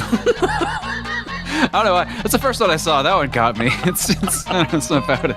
It's like, yeah, that's exactly it. Jake, what you got? Shampoo users when they see the Shampiss users walking in. Sixth one from Evie Hodge. I feel like this one would be hard to... It's one of those ones that you kind of have to just see. I feel like that's part of the joke. But TFW, and in the parentheses. So, TFW, that face win. You are Randy Orton, legend killer. And The Undertaker, R.I.P., is back in a casket that's on fire. Kane. I don't know. That's pretty good. Kane is the best one. Best part of that. Kane. There's also spelling errors, which makes it even funnier to me. Instead of legend killer, oh, yeah, I didn't even notice. Legned killer. Legned killer. And Untraker. That's good shit. That's good shit. It's like an actual, unironic, real YouTube comment on a WWE page. Yeah, right? Honestly, though. The Dragon Knight 94. Levi when he sees Pepsi Blue. Oh, that's very true. It's funny that we talked about it first. Yeah, right? So I got Land W, or Land _ W, saying, Orton thinking, now did I forget to pay the light bill? Is the oven still on? Oh my god, what about the episodes of Grounded for Life I had TiVo set for? Randy, you gotta set some reminders, brother. You gotta get on top of that, man. The Dragon Knight 94. When you take the last of the spaghetti and the Big Show walks in. Stole my sketty. So this next one comes from Scott Martin. It says, the Big Valboski returns. Did I get you, Randy? I covered him in nut. Should add that the Big Valboski had such a legendary epic match with Triple H on Raw in the lead up to the. I know, you thought the Ric Flair match was long. It basically took up all of Raw. So this comes from Christopher Lavancha. Randy walks in on his mom and Bob having a bra and panties match. Out of all those captions, what are we thinking? What's our favorite here? I'm going to take the Spaghetti and the Big Show because it's topical and it shows that he knows our show. That's very true. And good one. Good when you call. look at the picture, it's pretty funny. I'm kind of leaning. Oh gosh, I feel like the first three were so strong between McAndrew, I know, right? DeMarcus, and Evan. And gosh, I'm also trying to give new people shirts. What do you think, Kyle? I don't know. I mean, I'm kind of torn.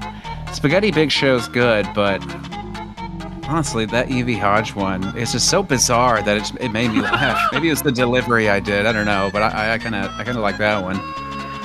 I like that one too. And then the turn, like the first one, like I don't know, something about that. It's like such an anti-joke that it just makes me laugh. And I turn purple. It's like when I'm Randy Orton, I'm in a room and I turn purple and blue. I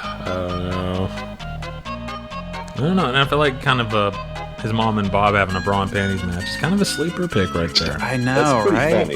That's pretty funny. Mm-hmm.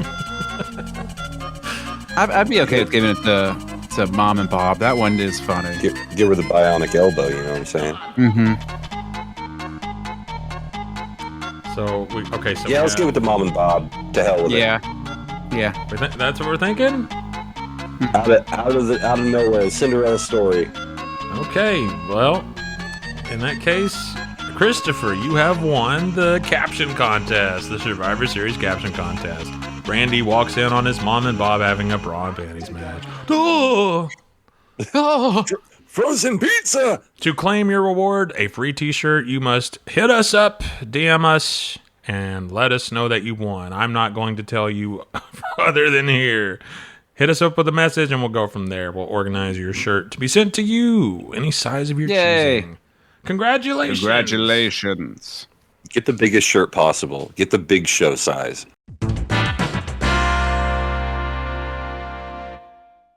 Up next, we have Teddy Long versus Eric Bischoff.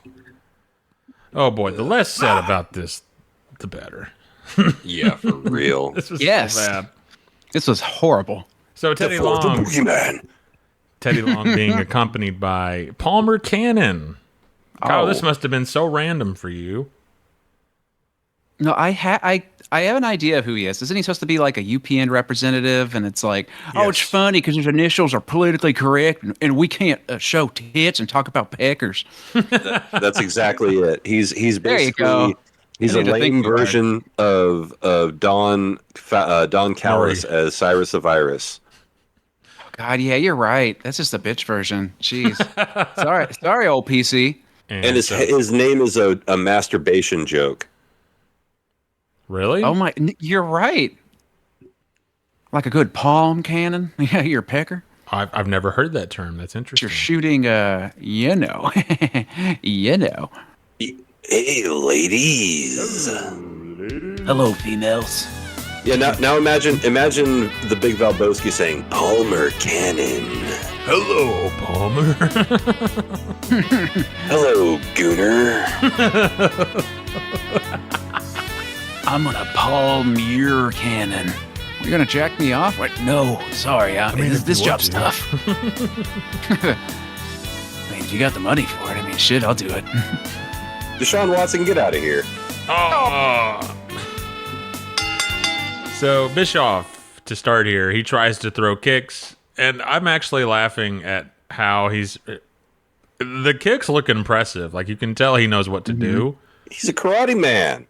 Triple black belt or whatever. But Teddy Long, three-time Hall of Famer or some shit. Do you think he loves karate or money-a? Money-a creates cash. I mean, controversy. Controversy creates money-a.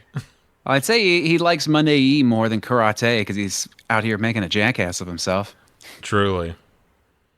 And Teddy Long is somehow making even more of one of himself.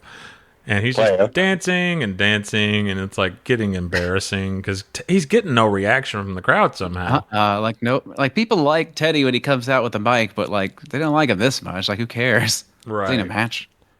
And just like to point about Eric, it's like he's legit. Like he can compete, he can fight, and he when he's throwing the kicks and doing the actual moves, all I can think of is he would just tear Teddy Long in half. He is a fickle old man. It's like watching Ernest the Cat Miller be old. Mm-hmm. And oh skinny. God, yeah. One thing I love about commentary in this match, like Michael Cole is going in on the coach, and it is hilarious to me. But the coach remarks about how Teddy Long is 130 pounds, and even Michael Cole couldn't disagree, and they both just kind of chuckled to themselves at like how little Teddy is. I know. He just looks like a nice, sweet, like just teeny little old man. It's very. Like, how do you expect to win this? Very seniory.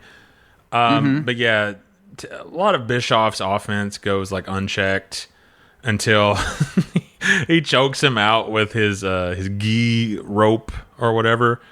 Which I found the humor in that is that he's trying to like throw these technical kicks but keeps missing. He has to resort to that.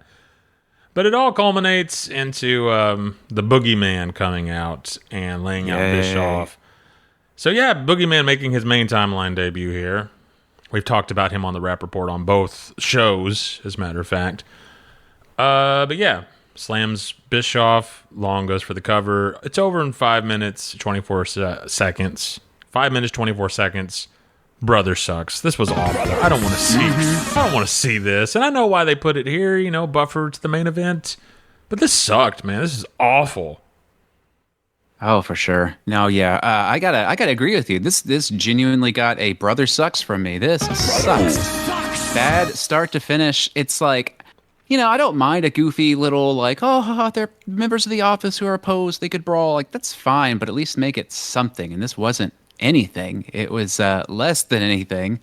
It was unbelievable, poorly conceived, and it just straight sucked. And Boogeyman just coming out, it didn't do anything because it's all he does. It just comes out, it looks creepy, and that's that. I'm surprised he didn't just vomit up worms or anything. But speaking of that, one thing I wanted to add. Sorry to cut you off. When the Boogeyman had Eric Bischoff in the hold and was going to slam him, he yelled, "I'm coming to get ya."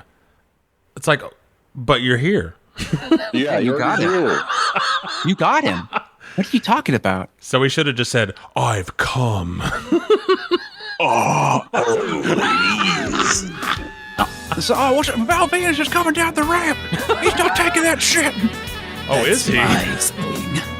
That's gimmick infringement, ladies. If there's anyone who's going to be coming, it's me. The ramp has been covered in wire. Oh, God. By God, it's P. Diddy and he's covered in baby oil. Jake. Oh, he's sliding down the ramp. Jake, what Titus O'Neil style. You mean Test? Test? Sure. And the modern Undertaker? Jake, yes, what you were think? asking me a question. What did you think about the match? What did you think about the match? It sucked. What? It was No. bad. It was bad. There was no point. It was stupid. It was bad. Thumbs down. Brother sucks. Why not? Brother sucks! Ah, shit! It's the ultimate Brother Sucks! Damn, Brother this is Sucks. the Brother Sucks trifecta. I can't even remember the last time we gave something a true, like triple Brother Sucks. It's been a minute. Definitely. I have no clue. Right? We need to have somebody who just is like, they just take notes. They just like catalog everything we've ever said. I don't know. Actually, now that I say it out loud, that might be a little creepy. Never mind. That would just weird me out. Yeah, go away. Hey, Yeah, go away. Fritz, Go figure it out. Stop listening to us. You're creepy. He'll do it. Fritz will do it. Fritz is our boy. Yeah, Mr. Fritz. You're my boy, Blue. So now it's time for the main event of the evening. Oh, yeah. Ladies and gentlemen, don't adjust your set. SmackDown is here in the house for WWE Homecoming. I'm going to show you just how SmackDown rolls, player. Hold it right now. Stop right now. And this is Raw. This is not SmackDown, which means my audience doesn't have to suffer through some lackluster second-rate performance. As far as you're concerned, it's lights out. What the hell is this? Let's just go to a commercial break. This is great. Eric, you embarrassed us and you made us look like fools. SmackDown is coming to Taboo Tuesday.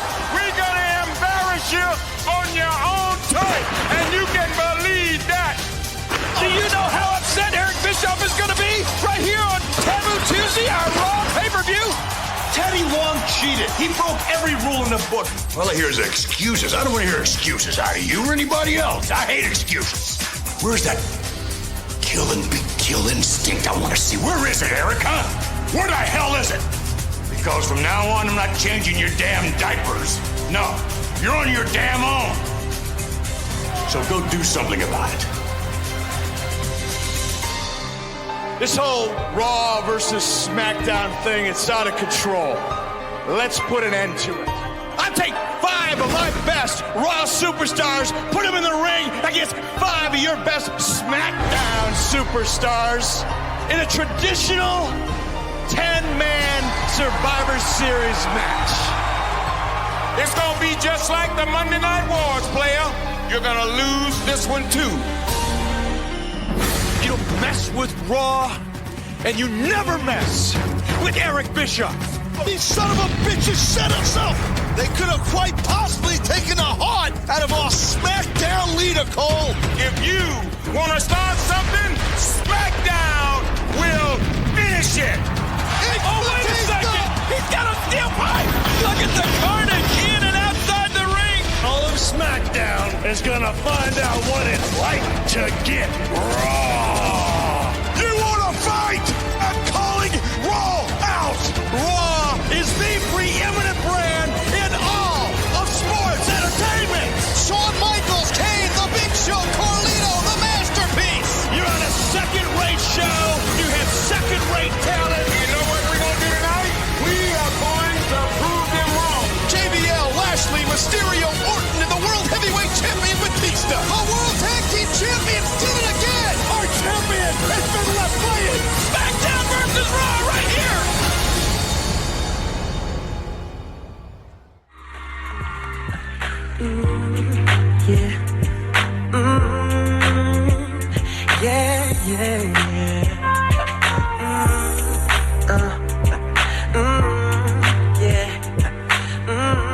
Clap your hands for me, yeah. Listen, baby, I just don't get it. Do you enjoy being hurt? I know you smell the perfume, the makeup on his shirt. You don't believe his stories. You know that there are lies. And bad as you are, you stick around. And I just don't know why. If I was your man, baby, you never worry about what I do. I'd be coming home back to you every night, doing you right. Deserve good things, a handful of rain. Baby, you're a star, and I just wanna show you you are. You should let me love you. Let me be the one to give you everything you want and need. Oh, baby, good love and It's the Survivor Series match. Survivor Series match. As Team Raw is taking on Raw takes on Team SmackDown. This has actually been a very long story, predating Taboo Tuesday, as I already mentioned. And so you've had back and forth. We have Chris Masters attacking, Edge attacking. Raw has been on the offense more often than not, and constantly. So SmackDown is very much the Rightfully babyface so. in this scenario. I mean, it's debatable, you know. Master debatable. Val Venus! Man. Get out of here, you son of a bitch! So, you know, I don't know how much more there is to say. We've covered a lot of this detail for detail on the Rap Report. And if you haven't subbed already, go sub to the Rap Report, a companion podcast of the Ruthless Aggression podcast, where we review Monday Night Raws and Friday Night SmackDowns. But anyway, it's fun. SmackDown. Raw. Monday Night Raw. Yeah, Batista has been getting the brunt of it. Kane and the Big Show have been on his awe. They've been choke slamming him. Batista's ass. Choke slamming him through announce tables, through cars. Dude, I'm not talking about Lightning McQueen and Mater. Talking about like a Honda Civic. Hey, Batista, get off of him. Yeah, we gotta get Batista back on the front out there in the match. Mater, hey, Batista. Hey, Batista. Batista. Oh, God. Is that boy named Batista? Oh. So they should have done like a Jelly Roll situation, but with Larry the Cable Guy back then. People have been talking about that for years. Oh, gosh. If we got Larry the Cable Guy and Jelly Roll in the same ring, we might just see one person. You know, I like the story. I feel like there was probably a missing component, you know, losing Eddie, as we talked about. Mm-hmm. But SmackDown versus Raw, it's exciting. And it's more exciting when you have faces that are so identifiable with the brand. It's basically the 2001 Invasion angle done right. No, I'm just kidding. I don't know about that. No, like Rey Mysterio, right? He's a SmackDown guy. Truly. It gets fishy when you have like Big Show fighting for Raw. Big Show was a SmackDown guy. Raw kicked him to the curb in 2002. Right? Why is he so giddy to fight for Raw? That's just the Big Show arc. I'm a heel on the face. I'm a heel. This is true. I'm a heel on the face. No, he's like, hey, if you sign the checks, I'll root for whoever you want, baby. And I can't help but to feel like Chris Masters and Carlito just don't fit. Yeah. I don't know. And Carlito's music was never meant to be played as a full entrance. It was only meant to be played as a guy coming out with a microphone. Mm-hmm. You know, you might be onto something. He's like, I spit on people who don't want to be cool. I spit on people who don't want to be cool. Carlito. It sounds like a ringtone. Yeah. Yeah, well, you know, you also put Carlito. That part's cool. But yeah, honestly, cool is. Well, it was 2005. You know, I'm sure being ringtoneable is probably a big plus. Oh, definitely. It's like sign up for WWE Mobile and get the Carlito ringtone. Imagine $50 a month. Imagine you're applying for a job and you got the Carlito ringback tone, right? And your potential employer calls you, ring. I spit in the face of people who don't want to be cool. We're not offering you the job. No, I'm good. You like Carlito? We're Batista men over here.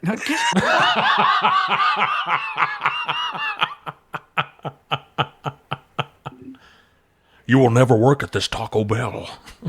No. No free Baja Blast for you. Oh, come on now. Okay, so, but yeah, pretty good stuff. I was definitely into this back in the day, and I'm still into it. It's going to be sad to see it go. It should be noted that Randy Orton was the sole survivor. 03 and 04, I believe. Mm-hmm. Yes, sir. Crazy stuff. Answers. He is Mr. Survivor Series. Oh, yes. In the Baja. Definitely a Bret Hart. Ooh. Orton starts with Shawn, and they trade slaps in the corner. They slug it out, but Orton misses a knee drop, and Masters comes in to work the arm. Over to Lashley, and oh man, like two solid looking dudes here, and it's like big foreshadowing to breaking the Master Lock challenge. I know. So I was immediately thought of. I'm like, ooh, I wonder if they're going to run this back. Tee.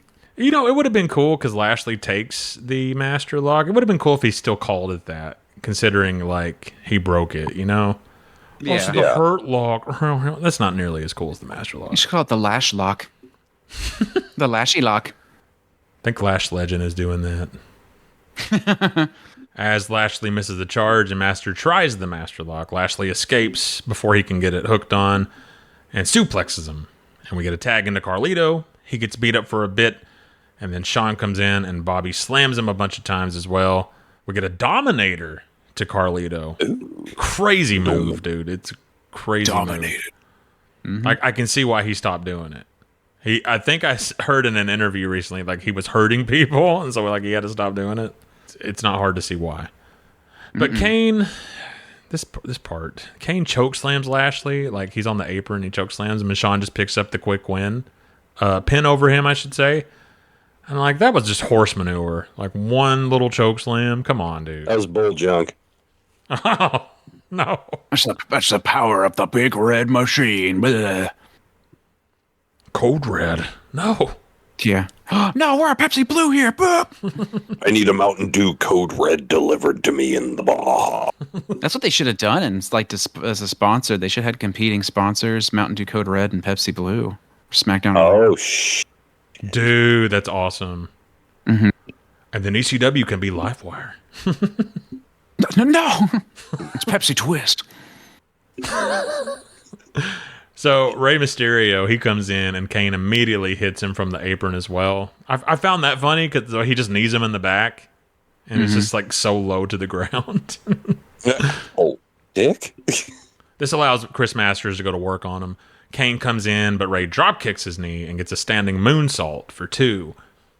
Kane boots him down in annoyance and gets a backbreaker for 2, and then we get a bear hug. Meanwhile, all 5 announcers are chirping so much. Oh my god! This is the whole match. God, yes. Like I was trying to take like more detailed notes in the match, but there are sometimes I had to just chill just because like it was so hard to watch. Just because like commentary is going nuts, like a million things are happening on screen. I just had to like sit back and just absorb it. Yeah, I noticed I was getting distracted from like what was going on because I was paying attention to what they were saying, and I was like, they're going nuts. It's like they should have started fighting at commentary. That would have been hilarious. Start beating the shit out of each other. Taz rips Joey Styles' ears off. Man, Taz. We used to be together in ECW. You don't know me no more, Joey. Hey, you've only been here for like 2 weeks. You don't know how things work. It's like, let's hope it's another 10 years, you son of a bitch. Hey, Taz, you're fat. Yeah, I might be fat. Excuse me, making all this money over here.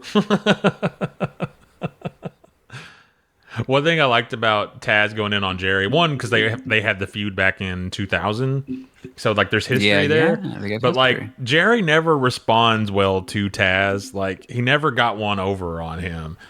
And Taz was saying stuff like, "Hey, it's funny when you said that 2 pay-per-views ago." Well, that's from that old joke book you've been using for 20 years. And Jerry's like, "Well, whatever, man." Like, that's not true. These are new jokes I wrote yesterday. Your fault. Screw you. Hey, get out of here, Orange Towel Jones. Oh, man. Let's go eat some of that New York deep dish, whatever. Oh. I will say it made me laugh during Chris Masters' entrance because Jerry's like, "Can we please be quiet for this?" And Taz's like, "Yeah, I'll be quiet. And then like he just kept on and on and on talking about like why he shouldn't be quiet to the point where it had already passed. That made me laugh. But goodness, like they just went on and on and on and on. I know, like genuinely chaotic. This whole pay-per-view has had some pretty big chaos moments, but like somehow no weapons, no nothing. This feels like the most chaotic point of the whole show. There's a moment, I mentioned it earlier, but you can tell like the producer gets in their ear and is like, "Guys, chill the fuck out." It's like, not that mad. Rey escapes and brings in Batista. The animal? Kane hits him in the same. Kane hits him in the taped ribs, but Batista no-sells everyone on the Raw team and cleans house before finishing Kane with a spine buster in 11:43. Spine buster. And then Big Show chokeslams him, and he goes for the pin, but it's only good for 2. Kane and Big Show double chokeslam Batista, and he's out. 12 minutes, 31 seconds. So the world champion, team captain, is gone. Ooh, Batista, no. That's it. That's it for SmackDown. End it here. Team captain's out. They lose. This is where like they make a joke about Rey Mysterio being 130 pounds, and then I look at Carlito, and he's not exactly huge. Yes. Exactly, a big beefcake. He's just a guy. JBL goes after Big Show and beats on him, then tosses around the SmackDown crew, but walks into a lariat. He won't go down, so JBL tags in for the 619. And then the RKO from Orton. Orton gets a lot of height on that RKO. Very cool. Mm-hmm. And finally, the clothesline from Hell and a butt splash from Rey finishes Big Show at the 14-minute mark. Very cool sequence here. Well, and JBL sold the whole thing too, because he hits him with the clothesline from Hell, and he's like, "All right, that should do it." It didn't do it. Okay, we need to hit him. We need to hit him with something else. And they hit him with more moves and more moves and more moves, and you can see JBL's just like, we got to put this guy down. Come on. Mm-hmm. Like I said, he was the MVP of this entire show, and part of it is this sequence right here. Definitely. Just hammering those clotheslines in. Mm-hmm. So now coming off his feet to deliver him, those they were snug. It looked good. I know, man. It's like, I know it's like the JBL, like this whole character and the stuff ain't been as good as you remember it, but like I feel like he's turning the corner on me. Like I'm starting to come around to JBL as a little bastard. So everyone's brawling now. Master runs right into the corner, goes for the pin, but it's only good for 2. Carlito gets a suplex for 2. Carlito with the chin lock, but JBL comes in with the clothesline from Hell to get rid of Carlito, and that was also another cool sequence as Rey kind of had Carlito tied up in a position for JBL to come in and hit that clothesline. Very, very cool. Masters has to fight off all 3 SmackDown guys while Shawn plays Roman Reigns on the floor. And he misses completely dead. And he misses the charge on Rey and falls into the 619. Drop the dime. 19 minutes and 3 seconds. So Shawn is left all alone. And Rey put some stank on that too. Like he did not lay it in. He laid it in. Like he landed hard on Masters. Definitely. It's like, you're big, you can take it, you little bitch.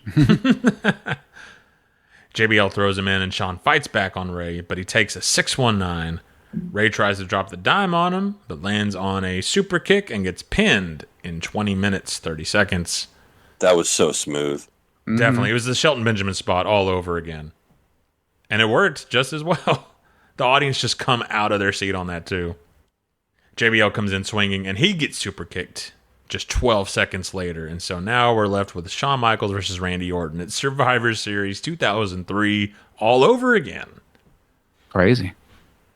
Which was a fantastic match. Definitely go out of your way to watch that. Orton bails to escape the super kick, so Shawn hits him with a dive. Back in, Shawn with the forearm. So he's making the comeback, but he hits the flying elbow, and both guys are out. JBL reappears with the chair. Shawn super kicks him out, but then he walks into the RKO. Team SmackDown wins in 24 minutes and 4 seconds. And as the objective impartial party, I'm going to say thumbs up. I quite enjoyed this match. Except for the commentary. It was quite distracting. Yep. I can't say that enough. I find Taz getting upset very funny, but it was just a bit too much. And plus the entrances ate up so much time. I think it was like 15 minutes of entrances. I was like, can you guys come out all at the same time? I fast forwarded through the entrances. I was like, no, I'm not doing that. Yeah, we're not doing that. But yeah, this paid off a long brand feud, and I thought it was solid. I enjoyed the whole thing. Yeah, thumbs up for me too. Like this match, like everyone in it worked really hard, and like it was action packed. There wasn't a lot of downtime in it. I really liked it, and yeah, despite the commentary, good match. Thumbs up. Yeah, I also have to give it a thumbs up. I enjoyed this, more than I thought. Not that I hate Survivor Series, but I guess, modern day, like nobody really gets excited for it too much. So it is refreshing that not only did it live up to its potential, but kind of exceeded my expectations a little bit. I thought it was a good way to showcase just about everybody. And, even though the best team lost, I still got to give a thumbs up. Well, if we're going by captain rules, then we won first, like halfway through. So, Well, if we're going by Survivor Series rules, you lost. Well, Survivor Series is loose. The captain survived. That's all I got to say, No one on your team survived. Well, in spirit. In fact. Fact? It's all fake, dude. No! No! Levi, get out. All right. Okay. Suddenly, all the SmackDown crew come out to hoist Randy Orton on their shoulders and say, "Hooray! He saved the day!" And then all of a sudden, here come the dicks to pick up Randy Orton. Oh Let's get those dicks away from me. The dicks and Scotty Too Hottie, the dicks and the worm. How about that? Whoa! Oh god, that should have been a statement. So yeah, they're like, "Yay, Randy Orton!" And then the lightning looked really cool. Davari again? No.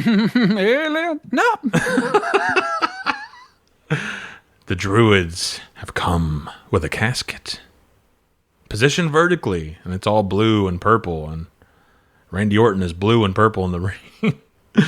And, my face when I turn blue and purple. And so, the lightning strikes the casket, and it's on fire, much like the casket was on fire at No Mercy just a couple months ago. When all of a sudden, who emerges from the burning casket? Why, it's The Undertaker, of course. Oh my God, I had no idea. And we only got 4 minutes left of runtime, so you better get to the ring and beat up everybody. And hurry your ass up. So he starts going in on everybody. He starts choking the dicks and punching Scotty Too Hottie. Choking those dicks good. He gives a couple of choke slams to the likes of Brian Kendrick, and gives a tombstone to Regal, who has spread his leg. That's the craziest tombstone I'd seen. He just, for some reason, could not make stiff legs. Just doing full splits practically. For some reason, it's like, Undertaker, dick's always in the face when he does that. But this especially was just like, oh, he just got dick in the face. Okay. That was so weird. That's so weird. I don't know if it's fact, but I have heard that he did that as a rib. He did that as a joke. I believe it. Which would be funny. Not the right time to do it. It's like, it's my comeback, brother. Come on. So, yeah, and all of a sudden, everyone's laid out, but I'm like, did he actually attack everybody? It's like some people just went down out of fear. It's like a school shooter sitch, play dead. So he doesn't get... Yeah. He's like, just play dead. Move on. Randy Orton, he's on the ramp, and he's looking bewildered as Undertaker rolls his eyes in the back of his head. And we cut to black, or fade to black, I should say. And that was Survivor Series 2005. Pretty dang solid show, I might add. So if you're looking for just a wrestling show to put on in the background, just stream it on the WWE net. Oh. Stream it on net. You can stream it on Netflix. Buy the DVD off of eBay. There you go. I got a source. I got a plug, but I'm not telling you where. But no, it's got a underground connection to the old WWE 24/7 servers. But very, very solid show. Kyle, what do you think about the show overall? No, yeah, I agree. I think overall, dang solid show. Start to finish. I mean, even at its worst, I know we gave Brother Sucks to Bischoff and all that, but even that didn't really just take away from just the overall feeling of the show. It happened because it had to happen. Exactly. Yeah. It fell flat, in spite, I guess, of itself. But the worst of it are in 5-minute bits. You know what I mean? Yes. Very digestible. Yeah, the Melina match was only about 5 minutes. The Bischoff match was about 5 minutes. And the McMahon promo was 5 minutes. Mm-hmm. It's for a show with such wonky build, I was thoroughly entertained. yeah, if you want something to throw on, definitely could do far worse. Good show. Yeah, thumbs up for me overall, especially because SmackDown brought home that big W at the end. And our GM brought home the W as well. No. We're just going to celebrate those long into the night, carry these trophies with us. But good show overall. It was very sports entertained. I thought Rick worked his ass off in the Last Man Standing match. That was probably my match of the night, just because it was good. It actually told a story. It made me care. I watched the whole thing as opposed to looking at my phone. Yeah, good show. That was Survivor Series 2005. Please join us next time for our, can't believe I'm saying this, season finale, as we will be reviewing Armageddon 2005. Armageddon. And it's here. And Jake, what will we be watching on Armageddon 2005? Man, that is a fantastic question that I'm definitely not stalling because I was super prepared for you to ask me that. But at Armageddon 2005, we're going to see JBL and Matt Hardy. God damn it. Eminem against the Mexicools. We'll see Chris Benoit and Booker T in round 4. It could be a final. We don't know. Oh, snap. Definitely. We have the Brits, Regal and Burchill, going up against Bobby Lashley in a handicap match. In a singles match for the Cruiserweight Championship, Hoovy Juice is going up against Kid Cash. Yeesh, that's weird. What a weird lineup for a WWE show. In a tag team match, we've got Big Show and Kane against Rey Mysterio and Batista. Oh, all right. Still continuing that SmackDown versus Raw. And in our main event, The Undertaker will face Randy Orton in Hell in a Cell with Bob Orton. Oh, snap. I can't wait. I thought it was going to be okay, but Bob's there? Fuck yes. In a Braun Panties match. I hope he loses. And on Sunday Night Heat, Jamie Noble will end up against Funaki. Who? Hey. Funaki? Funaki? Kung Fu like Funaki. Well, that sounds great. I'm actually looking forward to it. But I'm also looking forward to the Raws and SmackDowns in between.